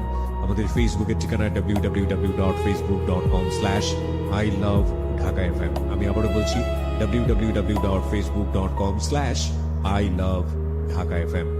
ওকে, আর এই ফাঁকে আপনাদেরকে বলি, যারা এই অনুষ্ঠানে কনফেস করতে চান জীবনের ভয়াবহতম দুর্ঘটনার কারণ কি, কি অপরাধ করেছিলেন, কি ভুল করেছিলেন, সেটার পেছনের কারণ আপনি দায়ী ছিলেন না, বা হোয়াট এভার ইট ইজ, বাধ্য হয়েছেন, সেই সিক্রেটস যদি এখানে রিভিল করতে চান যা কেউ জানে না, শুধু বলতে চান এই কারণে যাতে মানুষ আপনার মতো ভুল বা অপরাধ না করে, so please call us. Phone নাম্বারটা হচ্ছে 09611904904। আমি আবারও বলছি 09611904904। কথাটা বাড়ি আমি আবারও ফিরছি যিনি গেস্ট অনামিকা তার কাছে। অনামিকা, দেন কি? তারপরে ভাইয়া মানে আমি তো ধরেন এখন ঢাকায় আছি, ঢাকাতে? মানে হ্যাঁ, ম্যানেজ করলো পরে ও, আমি শুনলাম যে আমার মাকে নাকি ফোন করে অনেক হুমকি ধমকি দিচ্ছে যে কিছু টাকা দেওয়ার জন্য বিদেশ যাবে। তো পরে আমার মা কি করলো যে পরে বললো আর কি, আমি বললাম যে মা, আমি তো তোমার সন্তান, আমি তো তোমার কাছ থেকে কিছু কোনোদিনও চাই নাই, তো তুমি যদি এখন মানে আমি একটা জিনিসে চাইবো তোমার কাছে যে তুমি ওকে কিছু টাকা দিয়ে বিদেশ পাঠিয়ে দাও, কারণ এই অশান্তি আমারও ভালো লাগতেছে না, ও দেশে থেকে এরকম টর্চার করবে, আমি একটা শান্তি পরিবেশে ঢাকায় থাকি। পরে আমার মা ওকে মানে 1 লক্ষ তা 1.5 লক্ষ টাকার মতো ওকে দেয়। হ্যাঁ, দেওয়ার পর ও বিদেশের কাগজপত্র করে দেশের বাইরে চলে যায়। পরে চলে যাওয়ার পর ওর সাথে আমার আর কোনো যোগাযোগ হয় না, মানে ওর এরকম করে ও ওর বোনের মাধ্যমে আমার খবর নিত যতদিন পর্যন্ত ওর বোনের বিয়ে না হয় আর কি। ওর বিয়ে হয়ে যাওয়ার পর ওর বোনের, ওর আমার সাথে কোনো যোগাযোগ নেই, আমার ওর সাথে কোনো যোগাযোগ নেই। ওকে। তো পরবর্তীতে আমি যখন কলেজে পড়তেছি, পড়ার পরে তখন আমি একটা ফোন নিই। ফোন নেওয়ার পরে তখন সবার হাতে ফোন আছে, এখন তো কলেজে সবারই ফোন থাকে, তো আমিও একটা ফোন কিনার পর এখন ফেসবুক আইডি একটা মানে আমার এক ফ্রেন্ড খুলে দেয়। পরে ও বলতেছে, তা আমার এক ফ্রেন্ড ছিল সোহেল, তো ও বলছিল কি আমার নাম সোহেল রানা দিয়ে আছে, তুমি ওইটা দিয়ে দিলে আমাকে পাবা। তো ওকে আমি ফ্রেন্ড ইউজ পাঠাতে গিয়ে ওর নিচে একটা ছেলে ছিল, মানে সোহেল আরিফ চৌধুরী, আমি ওকে ফ্রেন্ড রিকোয়েস্ট পাঠাই দেওয়ার পর মানে একজনকে পাঠাই দিকে মিস্টেক আরেকজন হয়ে গেছে। তো পরবর্তীতে ও কি করছে, আমার ফ্রেন্ড রিকোয়েস্ট এক্সপেক্ট করছে, করার পর এখন দেখি কি মানে ও আমাকে হাই পাঠায়। তো পরে আমি বললাম যেটা কি, পরে 2-3 বার হাই পাঠাতে আমি হ্যালো লিখি। ছেলেটার নাম কি ছিল? ছেলেটার রিয়েল নাম হচ্ছে আরিফুল ইসলাম চৌধুরী সোহেল। আরিফুল ইসলাম চৌধুরী সোহেল, হ্যাঁ এটা ছিল রিয়েল নাম। ওকে। হ্যাঁ, তো পরে ওর সাথে এরকম হাই হ্যালো চ্যাটিং করতে করতে এক পর্যায়ে ও আমাকে বলে যে আপনার ফোন নাম্বারটা কি একটু দেওয়া যাবে। তো আমি বলতেছি যে আপনাকে আমি চিনি না জানি না, ফোন নাম্বার কেন দেবো। তো পরে বলতেছে যে আপনার সাথে একটু কথা বলবো। তো কি হয়েছে ভাইয়া, তো পরে ও আমার ফোন নাম্বারটা নেওয়ার পরে ওই দিন রাতেও আমাকে ফোন দেয়। তো এরকম অনেকক্ষণ রাতে কথাবার্তা হইতো। তো হওয়ার পরে ওকে আমি জিজ্ঞেস করলাম যে আপনাদের দেশের বাড়ি কোথায়। পরে ও বললো যে চিটাগাং রাজধানী। তো পরে ওর পিক দেখেও মোটামুটি মানে ভালোই দেখলাম। তো ওইখান থেকে কথাবার্তা হয় তো ভালোই। তো পরবর্তীতে তারপর ও বললো যে, আমি বললাম যে দেশের বাড়ি কোথায়, তো পরে বললো যে চিটাগং রাউজানে। তো ওর বাবা ছিল আবার ওইখানকার মেয়র, তো মানে সাবেক মেয়র আর কি। তো উনি মারা গেছে। তো পরে ও কি করছে, ওইখান থেকে মানে ওর সাথে আমার কথাবার্তা এক পর্যায়ে দেখা হওয়ার পরে ও মানে আমাকে বলতেছে যে তোমার ফ্যামিলি মেম্বার কি আছে বা তাদের সাথে কি আমি একটু কথা বলতে পারি। তারপরে বললাম যে আমার ফ্যামিলি মেম্বার তো তেমন মানে ক্লোজলি কেউ নেই, আমার নানু আছে আর আমার আন্টি আছে। সে সময় আপনার হাজবেন্ড সে কি দেশের বাইরে? সে দেশের বাইরে, তার সাথে আমার কোনো যোগাযোগ বা কোনো কোথায় কিছু- চলে গেছে? মানে আপনার হাজবেন্ড দেশের বাইরে যাওয়ার কতদিন পরে হবে? এটা যাওয়ার প্রায় আমার ফার্স্ট ইয়ার শেষ, মানে 1 বছরের মতোই কাছাকাছি হয়ে যাবে। তো ওই সময়টাতে হাজবেন্ডের সঙ্গে আপনার কোনো যোগাযোগ কোনো নাই? যোগাযোগ নেই, কোনো ইয়ে নেই। কেন যোগাযোগ নাই? ও বলছে যে ও আমার মাকে শর্ত দিছিল যে ও যদি দেশের বাইরে চলে যেতে পারে, ওকে টাকা দিলে ও আমার সাথে আর কোনোদিনও যোগাযোগ রাখবে না। যোগাযোগ রাখবে না বলতে কি, এটা কি ফর্মালি কাগজে কলমে শেষ হবে নাকি এমনিতে যোগাযোগ অফ করে দিবে? মানে ও বলছে যে মানে কাগজে কলমে শেষ করে দেবে, কিন্তু এটা ও করে নাই। ও কি বলেছিল? মানে ও কাগজে বলেছিল যে মানে কাগজে কলমে হবে, কাগজে কলমেই হবে, মানে হ্যাঁ। ডিভোর্স দিয়ে দিবে। জি। এটাও আপনার ফ্যামিলি যোগাযোগ নাই? কোনো যোগাযোগ নেই, কোনো ইয়ে নেই। কেন যোগাযোগ নাই? ও বলছে যে ও আমার মাকে শর্ত দিছিল যে ও যদি দেশের বাইরে চলে যেতে পারে, ওকে টাকা দিলে ও আমার সাথে আর কোনোদিনও যোগাযোগ রাখবে না। যোগাযোগ রাখবে না বলতে কি, এটা কি ফর্মালি কাগজে কলমে শেষ হবে নাকি এমনিতে যোগাযোগ অফ করে দিবে? মানে ও বলছে যে মানে কাগজে কলমে শেষ করে দেবে, কিন্তু এটা ও করে নাই। ও কি বলেছিল? মানে ও কাগজে বলেছিল যে মানে কাগজে কলমে হবে। কাগজে কলমেই হবে, মানে হ্যাঁ। ডিভোর্স দিয়ে দিবে। জি। এটাও আপনার ফ্যামিলির শর্ত ছিল। জি আজকে আপনি যে বিষয়টা বলছেন, এটা কি আপনার বাবা জানে যে ওর সঙ্গে আপনার বিয়ে হয়েছিল? না, আমার বাবা জানে স্টিল আপনার বাবা জানে না? না। এখন পর্যন্ত জানে না? না। যদি জানে তাহলে আজকের অনুষ্ঠানের মধ্য দিয়ে জানবে, রাইট? জি। ওকে, বলেন তারপর। তারপর হচ্ছে যে মানে ওর 1 বছর পর হ্যাঁ 1 বছর পর ওর সাথে আমার আস্তে আস্তে হাই হ্যালো শুরু হয়। তো হাই হ্যালো শুরু হয়। এই 1 বছরের মধ্যে আপনি আপনার মাকে বলেছিলেন যে ওর সঙ্গে যোগাযোগ করে ডিভোর্স পেপারটা নিয়ে আসতে? আমি আমার মাকে একবার জিজ্ঞেস করেছিলাম যে মা, আমাদের তো কোনো ডিভোর্স হয়নি, তো এখানে তো ধরো যে ও যে কোনো মুহূর্তে এসে দাবি করতে পারে যে ও আমার ওয়াইফ। তখন আমার মা আবার একটা কাজ করছে কি ভাইয়া, মানে আমার যে এসএসসি সার্টিফিকেট আছে না, ওইখানে আমার বয়সটাকে একটু চেঞ্জ করে দিছে, মানে আমার জন্ম সালটাকে চেঞ্জ করে দিছে। চেঞ্জ করেছে কেন? চেঞ্জ করে দিছে হচ্ছে আমার মানে 1 বছর সামনে দিয়ে দিছে। বয়স হ্যাঁ। বাড়িয়ে দিয়েছে? হ্যাঁ, না কমিয়ে দিছে। কবে দিয়েছে? মানে যেটা জন্ম নিবন্ধনে ছিল ওটা থেকে 1 বছর কমিয়ে দিয়েছে এই কারণে, যাতে মাসটা সহ চেঞ্জ করে দিছে, যাতে আমার মা বলতেছে যাতে মানে ও পরবর্তীতে মানে না বলতে পারে যে মানে এটা আমার মা প্রমাণ করবে যেটা ফলস ছিল, এটা আমার মা। বিয়েটা ফলস ছিল? জি, ফলস ছিল, মানে ওটা কোনো ভ্যালু নেই। তার কারণে আমার মা কি করছে, মন্ত্রণালয় থেকে আবারও সেই সার্টিফিকেট, জন্ম নিবন্ধন বা বোর্ডের থেকে আবার সব সার্টিফিকেট আবার নতুন করে করছে। ওকে, মানে যাতে আমার মা বলতেছে যে ও তো সহসায় ডিভোর্স দেবে না, বা ও আরো যদি কোনো কিছু চায়। আপনারা দেননি কেন? এখন আম্মু কেন দেয় না সেটা আমি জানি না, বা আমি তো এরকম ডিভোর্স সম্পর্কে বা আইন সম্পর্কে আমার তো ধারণা নেই। ওকে, বলেন তারপর। তারপর বলার পর কি করছে, এখন ওর সাথে সোহেলের সঙ্গে কথা হচ্ছে? হ্যাঁ কথা হচ্ছে, দেখা হচ্ছে। দেখা হচ্ছে বলতে ও ঢাকায় এসে আমার সাথে দেখা করছে। কতদিন কথা বলার পরে? প্রায় 6 মাস কথা বলার পর। কি ধরনের কথোপকথন ছিল? এই তো হাই হ্যালো কেমন আছো, মানে ফ্রেন্ড সার্কেল একটা ছিল, কিন্তু দেখা হওয়ার পরে আস্তে আস্তে ওর প্রতি আমার একটা ভালো লাগা সৃষ্টি হয়েছে, ওরও আমার প্রতি একটা ভালো লাগা সৃষ্টি হয়ে যায়। পরবর্তীতে ও বলছে যে তোমার তো কোনো ফ্যামিলি মেম্বার কে কে আছে ভালো, মানে তোমার খুব ক্লোজলি, ও আমার সম্বন্ধে সবকিছু জানছে।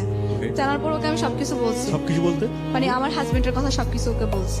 স্টিল ইউ আর ম্যারিড সেটাও বলেছেন? হ্যাঁ বলছি। Okay. পরে ও বলতেছে এখানে তো তোমার কোনো দোষ নেই, বাট তোমাকে তো জোর করে করানো হয়েছে, আর তোমার তো এই আপনি এত কিছু তাকে বললেন, তার সম্পর্কে কতটুকু জানতেন? ওর সম্পর্কে জানতাম যে ও মানে চিটাগং এর ছেলে, ওর বাড়ি রাউজান, বা ওর বাবা সাবেক মেয়র ছিল। আর দ্বিতীয় কথা হচ্ছে যে ও ফ্যামিলির সবচেয়ে ছোট সন্তান, আর ওরা 2 ভাই। আর দ্বিতীয় কথা হচ্ছে যে ও ব্যাংকে চাকরি করে, চকরি মানে সরি পাহাড়তলি ব্রাঞ্চে, মানে এতটুকুই জানতাম। আর চিটাগংয়ে ওদের বাসা ছিল, মানে ওদের বাসার কাছে। Okay fine. এই 6 মাস কথোপকথনে আপনাদের সম্পর্কটা কি ফ্রেন্ডশিপ পর্যায়ে ছিল? সে অবস্থায় দেখা করতে যাচ্ছেন নাকি সম্পর্কটা অন্যদিকে চলে না, গেছে? পরবর্তীতে ধরেন মানে ও যখন মানে প্রথমে ও যখন ওর সাথে আমি কথা বলতাম, তখন মানে ফ্রেন্ডলি হিসেবে কথা বলতাম, মানে কোনো ভালো লাগা বা ওরকম কিছু ছিল না। আমি ভাবতাম যে মনে হয় যদি ওর সাথে মানে কথা বললে যদি আবার ওই ছেলেটার মতো কোনো কিছু করে, তো পরে ওকে আমি সবকিছু মানে ওর সাথে যখন দেখা করি, আমি ও ঢাকায় আসছিল দেখা করতে, তো পরে দেখা করার কথা বলাতে তখন ও আসতে আমাকে দেখার পর মানে ওর ভালো লাগে, তো পরে আমারও ওকে একটু হালকা হালকা ভালো লাগতো। তো তারপরে আমি ওকে সবকিছু শেয়ার করি যে আমার লাইফে এই ঘটনা ঘটছে, আমি মেরিড, বাট এই তখন ও বলতেছে যে তো তোমার কোনো দোষ নেই, তুমি তো নির্দোষ, কারণ এটা তোমার মা তোমাকে বিয়ে দিছে, বা ও আমাকে এরকম ভাবে বোঝায়। তো পরে বলছে যে মানুষ তো কতই ভুল করে, তুমি নয়তো মানে একবার ভুল করে চলে গেছো আর কি, ওইটা কিছু না, ওটা কোনো ব্যাপার না, আর ওগুলো আমি ম্যানেজ করে নিতে পারবো আমার ফ্যামিলিতে, ওগুলো তুমি না বললেই চলবে, আমার ফ্যামিলি এত দেখবে না, ওইটা বলছে। পরে বলছে যে তোমার ফ্যামিলি মেম্বার কে আছে ক্লোজ, আমি তার সাথে কথা বলবো। তো পরে আমার নানুর সাথে মানে ও কথা বলে, বা আমার আন্টির সাথেও কথা বলে, ভালোই আমার ফ্যামিলি। তখন কথা বলাতে ও মানে ওকে আমি অনেক কথা বলতেছে, এরকম আমাদের মানে ভালোবাসাও আস্তে আস্তে মানে চলছে। পরবর্তীতে ধরেন মানে ও আমাকে মানে বলতো আর কি যে তোমার কিছু পিক দাও, তো তখন আমি ওকে আমার পিক দিতাম, তো ও আমার পিক দিত। তো এক পর্যায়ে এটা মানে ও বলতেছে এরকম পিক হবে না, অন্য ধরনের পিক দাও। তখন আমি বলতেছি অন্য ধরনের পিক কি? পরে বলতেছে যে বুঝো না এখনকার রোমান্টিকতা, মানে এখনকার যুগের ডিজিটাল মেয়ে, তুমি কি বুঝো না এগুলা, ওই পিক দাও। আমি বলতেছি ওইসব কিরকম পিক বলো? পরে বলতেছে যে আমি বলতেছি আমি কি বলো এগুলা বলাতে ও বলতেছে, আমি বলতেছি না আমি ওরকম পিক দিতে পারবো। তখন সম্পর্কটা কি ভালোবাসার সম্পর্ক? হ্যাঁ, ভালোবাসার সম্পর্ক। পরবর্তীতে ও বলাতে হ্যাঁ ওকে আমি দিছি। তারপরে বলাতে ও এক পর্যায়ে ও আমার সাথে মানে বলতো আর কি যে আজকে দাও না প্লিজ, এরকম এরকম অনেক রিকোয়েস্ট করতো। তো আপনি ছবিগুলো দিতেন? হ্যাঁ। র্যান্ডমই দিতেন? যেই ঘটনা আপনার লাইফে এত বড় একটা বিপদ ডেকে নিয়ে আসলো, এবং এটা ছবি কেন্দ্রিক, যেটাতে আপনার কোনো হাত ছিল না, এটা তো বুঝেছিলেন ততদিনে যে এই একটা ছবি দিয়ে, এই ধরনের ছবি দিয়ে সামাজিকতা পূর্ণ করার অজুহাতে একটা মেয়ের ফিউচার ধ্বংস করে দেওয়া যায়। জি। শুধু একটা মেয়ে না, যে কোনো একটা মানুষকে সামাজিকভাবে অনেক বড় রকম ভাবে দেওয়া করা যায়। তারপরেও এইরকম একটা জিনিস জেনে শুনেও আপনি কেন এই ধরনের ছবি ওকে দিলেন? ভাইয়া তখন আমি ভাবতাম যে হয়তো ওই ছেলেটা আমার সাথে ফলস করছে, আর ওর কথাবার্তা শুনে আমার মনে হতো যে ওকে আমি ভালোবাসি, ও আমাকে বিয়ে করবে, ও আমাকে ঠকাবে না। এক্স্যাক্টলি, এই জায়গাটাই আমরা সবসময় ভুলটা করি, যে ভুলটা কিন্তু ওর জীবনেও ছিল। যে ছেলেটা গায়ে হাত তুলছে, যে ছেলেটার সঙ্গে এত বড় সম্পর্ক, এত বাজে সম্পর্ক, সেই ছেলেটার কাছে ও আবার ফিরে যাচ্ছে বিকজ অফ ইমোশন, এবং একই ইমোশনের কারণে পরবর্তী আরেকটা সম্পর্কে জড়িয়ে সে একই ভুলটা করছে। এবং এই ভুলগুলো একটু একটু করে এটা একটা ভয়াবহ অপরাধ। একটা কথাই আছে, একবার ভুল ভুল, দুইবার ভুল ভুল, কিন্তু তিনবারের ভুল কিন্তু কোনো ভুল না, সেটা অপরাধ। এবং ওর জীবনে এটা 4বার 5বারের জায়গায় পৌঁছে গেছে, সেটা অপরাধ না, মহা অপরাধ। বলেন। তারপরে মানে এরকম ছবি আদান প্রদান করা হতো, হওয়ার পরে তো ও আমাদের বাসায় একবার আসলে তখন মানে আমার নানু ওকে বলতেছে যে দেখো সোহেল, সম্পর্ক তো অনেকদিন হলো, এবার বিয়ে শাদীর কথা কিছু ভাবো। ওর নানা তো খুব অসুস্থ, বাট বলতেছে ওকে একটা বিয়ে দিয়ে নাত জামাই দেখে তারপরে মানে মরলে ওনার শান্তি লাগবে। পরে বলতেছে এখন মানে কেমন যেন একটা হয়ে গেছিল। তো হয়ে যাওয়ার পর আমি বলতেছি কি ব্যাপার, তোমার ভিতরে কোনো টেনশন কাজ করতেছে? তো পরে বলতেছে যে না টেনশন না, তারপরে কোনো সমস্যা নেই, মানে ওইটু কথাটা ঘুরে ফেলছে। পরে ও যখন চিটকে গেছে তাই বললাম কি ব্যাপার, তোমার মায়ের সাথে তো আমাকে কথা বলা না, বা আমি তো জানি না, বা কিছু একটা বলো। তো পরে ও কি করছে ভাইয়া, মানে ও আস্তে আস্তে আমার থেকে দূরে সরে যাচ্ছে। তো আমার এই পাশের বাসায় আমার একটা ফ্রেন্ড থাকতো, ও কি করছে ওর আইডিটা মানে আমার ছবিতে লাইক দেওয়া ছিল, তো পরে কি করছে ও আমার ওই লাইক থেকে ওর আইডিটা নিছে, নেওয়াতে তারপর ওর সাথে ফ্রেন্ডশিপ করাতে যেই ছেলে মানে কি বলতাম যারা আমি এত ভালোবাসলাম, সে ঢাকায় ওর সাথে দেখা করতে এসে একসাথে এমনও কিছু ক্লোজ ছবি আমাকে দিছে, মানে যেগুলো দেখার পর আমার নিজেকে আমি আর কোনো কন্ট্রোলে করতে পারতেছি না। বিষয়টা কি হয়েছে আমাকে আরেকবার একটু বলেন, I am not clear actually. মানে আমার ফ্রেন্ডের পাশের বাসার আমার যে ফ্রেন্ড ছিল, ওর আইডিটা ও আমার ফেসবুক থেকে নিছে, নেওয়ার পর ওর আইডি, কার আইডি কে নিয়েছে? সোহেল আমার ফ্রেন্ডের আইডি নিয়েছে। আচ্ছা, ফেসবুক থেকে নিয়েছেন, এরপর? নেওয়ার পর ওর সাথে সম্পর্ক করছে, আবার করার পর সেটা আমি জানতাম না। সম্পর্ক মানে কি, একদম ফ্রেন্ডশিপ না, ভালোবাসার সম্পর্ক করে ফেলছে। মানে আমার ফ্রেন্ড কিন্তু জানতো। আপনার ফ্রেন্ড কি জানতো না আপনার সম্পর্কে? জি, সে জানার আমার পরও ওই সম্পর্কে? হ্যাঁ, ও আমার সম্পর্কে জানতো যে ওর সাথে আমার রিলেশনশিপ, বা ও যে আমাদের বাসায় আসতো সেটাও মানে ও দেখছে। বা ও অনেক সময় দুষ্টামি করতো যে ভাইয়া কেমন আছেন, বা আপনাদের বিয়ের পর কিন্তু আমি চিটংয়ে যাবো, বা আপনার মতো এরকম হ্যান্ডসাম ছেলে আমাকে একটা খুঁজে দিবেন, এরকম দুষ্টামি করতো। পরবর্তীতে কি হয়েছে, মানে আমি যে ওই ছবিগুলো দেখেছি আমি নিজে বিশ্বাস করবো। এলো কিভাবে ছবিগুলো? ছবিগুলো ও আমাকে দিছে, আপনার ফ্রেন্ড আপনাকে দিয়েছে? হ্যাঁ ফ্রেন্ড আপনাকে দিয়েছে এবং ফ্রেন্ড পেয়েছে কোথা থেকে? ফ্রেন্ডের সাথে একসাথে ওরা দুজন। সোহেল দিয়েছে আপনার ফ্রেন্ডকে? না না, মানে আমার ফ্রেন্ডের সাথে সোহেল ক্লোজলি ভাবে ছবি ওকে, উঠাইছে। আপনার ফ্রেন্ডের সঙ্গে সোহেল ক্লোজলি কিছু ছবি তুলেছে, সেটা আপনার ফ্রেন্ড আপনাকে দিয়েছে। জি। কেন দিয়েছে? মানে আমাকে দেখানোর জন্য, মানে ও বলতেছে যে সোহেল আমার, সোহেল আর তোমার নাই, তুমি এখন সোহেলকে ভুলে যাও। এটা কবে ঘটেছে? এটা ঘটেছে সম্পর্ক কতদিন পরে? সম্পর্ক প্রায় 1.5 বছর পরে, মানে আমার সামনে ইন্টারমিডিয়েট পরীক্ষা ছিল তখন।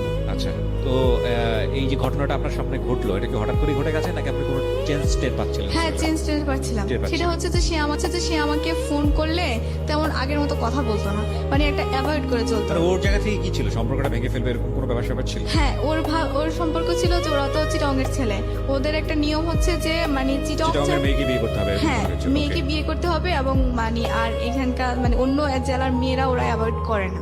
okay. তো আর এই জন্য আর ও হচ্ছে যে ও চাচ্ছে যে ওর মা যেটা বলে ও সেটাই করবে।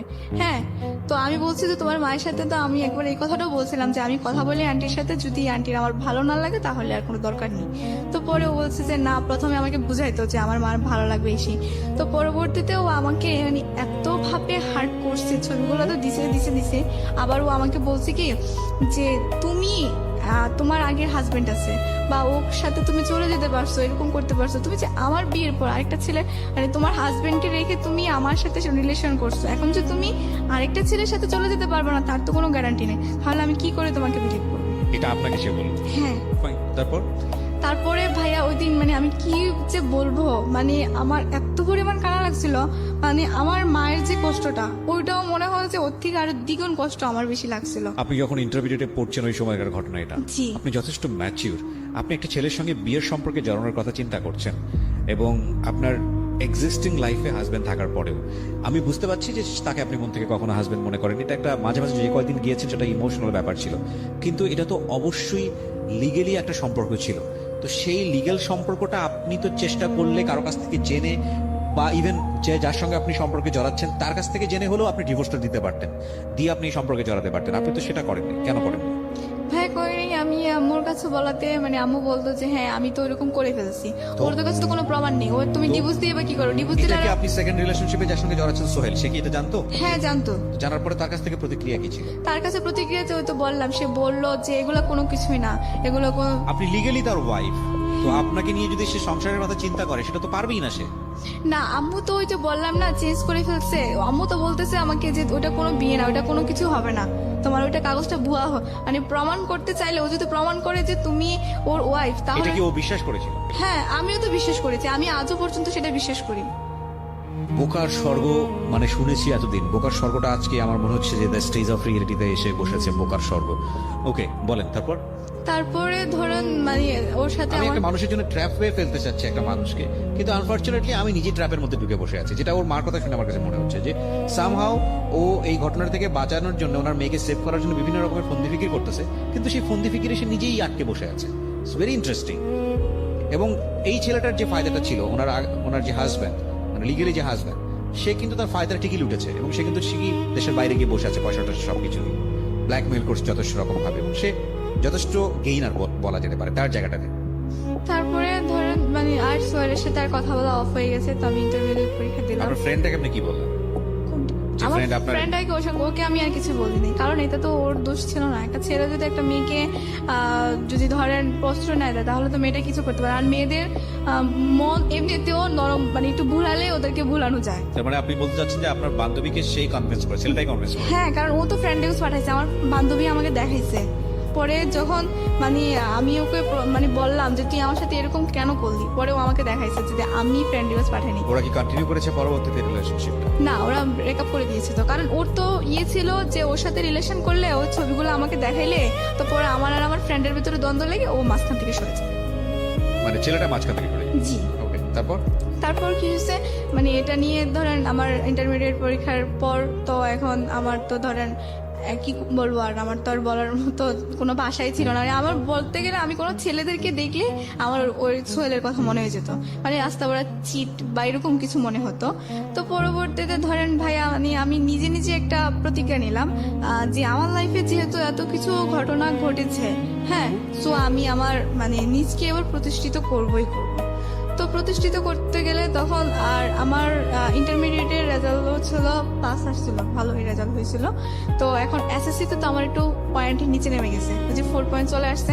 এই কারণে তো আমি ধরেন সরকারি মেডিকেলে চান্স পাওয়াটা খুবই কষ্টকর হয়ে যাবে। তো আমি খুবই মানে চেষ্টা করেছি, মানে আমার খুব ইচ্ছে ছিল যে আমি একটা সরকারি মেডিকেলে পড়াশোনা করব। তো মানে আমি খুবই পড়াশোনা করতেছি, মানে আমার আর আদার্স কোনো টেনশন নেই। মানে এখন আমার মূল ইয়ে হচ্ছে যে আমার বাবা মাকে আমি একত্রে করে দেব, আর আমি মেয়ে হয়ে আর আমি একজন ডাক্তার হয়ে এবং মানুষের সেবায় নিয়োজিত করব। আর কখনো কোনো ছেলের লাইফে বা কারোর সাথে জড়াবো না, এরকম একটা দ্বিধা মানে মনে প্রতিজ্ঞা আসছিল আর কি। পরে আসার পর আমি চিটংয়ে গেলাম। চিটংয়ে যাওয়ার পরে ওইখানে মানে আমার ফ্রেন্ড সার্কেলদের সাথে সাগরের পানিতে আমার ফোনটা নষ্ট হয়ে যায়। সো আমি যেটা বুঝি যে আপনি এখন প্রাইভেট একটা মেডিকেলে পড়াশোনা করছেন এবং আপনার খরচটা আপনার মাই দিচ্ছে, নাকি আপনি নিজের খরচ জোগাড় করেন? আমি একটা কোম্পানিতে চাকরি করি ছোটখাটো করে আপনি আপনার পড়াশোনা চালাচ্ছেন। হুম। তো ফাইনালি আমরা কি পেলাম? লাইক আপনি এই যে এত বড় ধরনের একটা প্রবলেম ফেস করলেন, বা আপনার যে ছবিগুলো, আমি যতদূর জানি যে এই ছবিগুলো এখন শুধু আপনার হাজবেন্ডের কাছে না, আপনি আমাকে অনুষ্ঠান শুরুর আগে বলছিলেন তার ফ্যামিলি মেম্বারদের কাছে ছবিগুলো আছে, জি। এবং এগুলো খুব রিস্কি টাইপের ছবি, এবং সেটা সম্ভবত তার ফ্যামিলি মেম্বাররা তার কাছে রেখেছে, এবং যে কোনো মুহূর্তে এগুলো দিয়ে তারা আপনাকে ব্ল্যাকমেইল করতে পারে। সো আপনি যদি আপনার জায়গা থেকে ডিভোর্সও দেন, সেটাও একটা বিপদগামী সম্পর্কের দিকে যেতে পারে। এবং আপনি যদি এটাও প্রমাণ করার চেষ্টা করেন যে না, বিয়েটা একটা হয়ও নাই, তাহলেও সে রিভেঞ্জ নিতে পারে। এবং সে যেহেতু দেশের বাইরে আছে, সুতরাং আইনের জায়গা থেকে তাকে বলা যেতে পারে সে হয়তো এক ধরনের সুযোগও নিতে পারে। তো কি বলার আছে আপনার এই ছবি আদান প্রদান নিয়ে? ভার্চুয়াল জগতে এইভাবে ছবি আদান প্রদান, ইভেন হাজব্যান্ড ওয়াইফ হওয়ার পরও এই ধরনের ছবি তোলা, মোবাইলে রাখা, সে মোবাইলটা তো চিন্তাই হয়ে যেতে পারে, চুরিও হয়ে যেতে পারে। কি বলার আছে? আপনি তো নিজেই একটা আগ্নেয়গিরির মধ্যে আছেন এখন, সবকিছু বলতে গেলে সামাজিকতা জায়গাটা থেকে। হ্যাঁ, আমি যদি মানে বলতে চাই আর কি, যে আমার মতো ভুল যেন এই পৃথিবীতে আর কেউ না করে। মানে এই ছবি লেনদেন যেন অন্তত আর না করে। মানে সে তোমার যতই বয়ফ্রেন্ড হোক না কেন, কারণ যদি বয়ফ্রেন্ডই যদি তোমাকে সত্যিই ভালোবাসে, তাহলে কখনো তোমার দেহ যাবে না বা তোমার এরকম নেগেটিভ ছবি যাবে না, আর তোমাকে মন থেকে ভালোবাসবে। আর যারা মন থেকে ভালোবাসে তারা কখনো দেহ চায় না। সো আপনি যেটা বলতে চাচ্ছেন যে এই ধরনের ছবি আদান প্রদান করা থেকে একেবারে বিরত থাকা উচিত। ইভেন আমি বলতে চাই যে if it is with husband and wife, যদি হাজব্যান্ড ওয়াইফের মধ্যেও ব্যাপার হয়, তাহলেও আমি বলবো যে please do not do this. Cause আপনি জানেন না যে সেলফোনে আপনি করছেন এটা, সেই সেলফোনটা কোনো এক সময় হয়তো হারিয়ে যেতে পারে, বা আপনি যেই ওয়েবসাইটের মাধ্যমে এটা করছেন সেটা হয়তো ইনসিকিউর হতে পারে।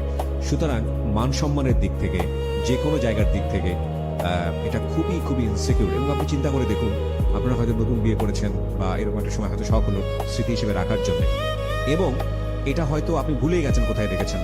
ভবিষ্যতে হয়তো আপনার সন্তান বড় হয়ে তাদের চোখে পড়লো। সো কতটা দুর্ঘটনাজনিত হতে পারে। একটা ছোট গল্প বলেই শেষ করতে চাই। আমরা এমন একটা যুগে বসবাস করি যেখানে কমিউনিকেশনটা খুব ইজি। আমি অনেকদিন আগে ফেসবুকে এরকম একটা ভিডিও দেখেছিলাম যে মেয়ে আলটিমেটলি কোনো একটা খুব খুব সেন্সিটিভ একটা ছবি তার বয়ফ্রেন্ডকে পাঠাতে গিয়ে সে আলটিমেটলি হোয়াটসঅ্যাপের কোনো একটা গ্রুপে ছবিটা আপলোড করেছে, এবং ভুল করে সে আলটিমেটলি ওই গ্রুপের মধ্যে তার প্যারেন্টসরা ছিল, এবং শুধু প্যারেন্টস না, ওই যে গ্রুপটা ছিল সেই গ্রুপসে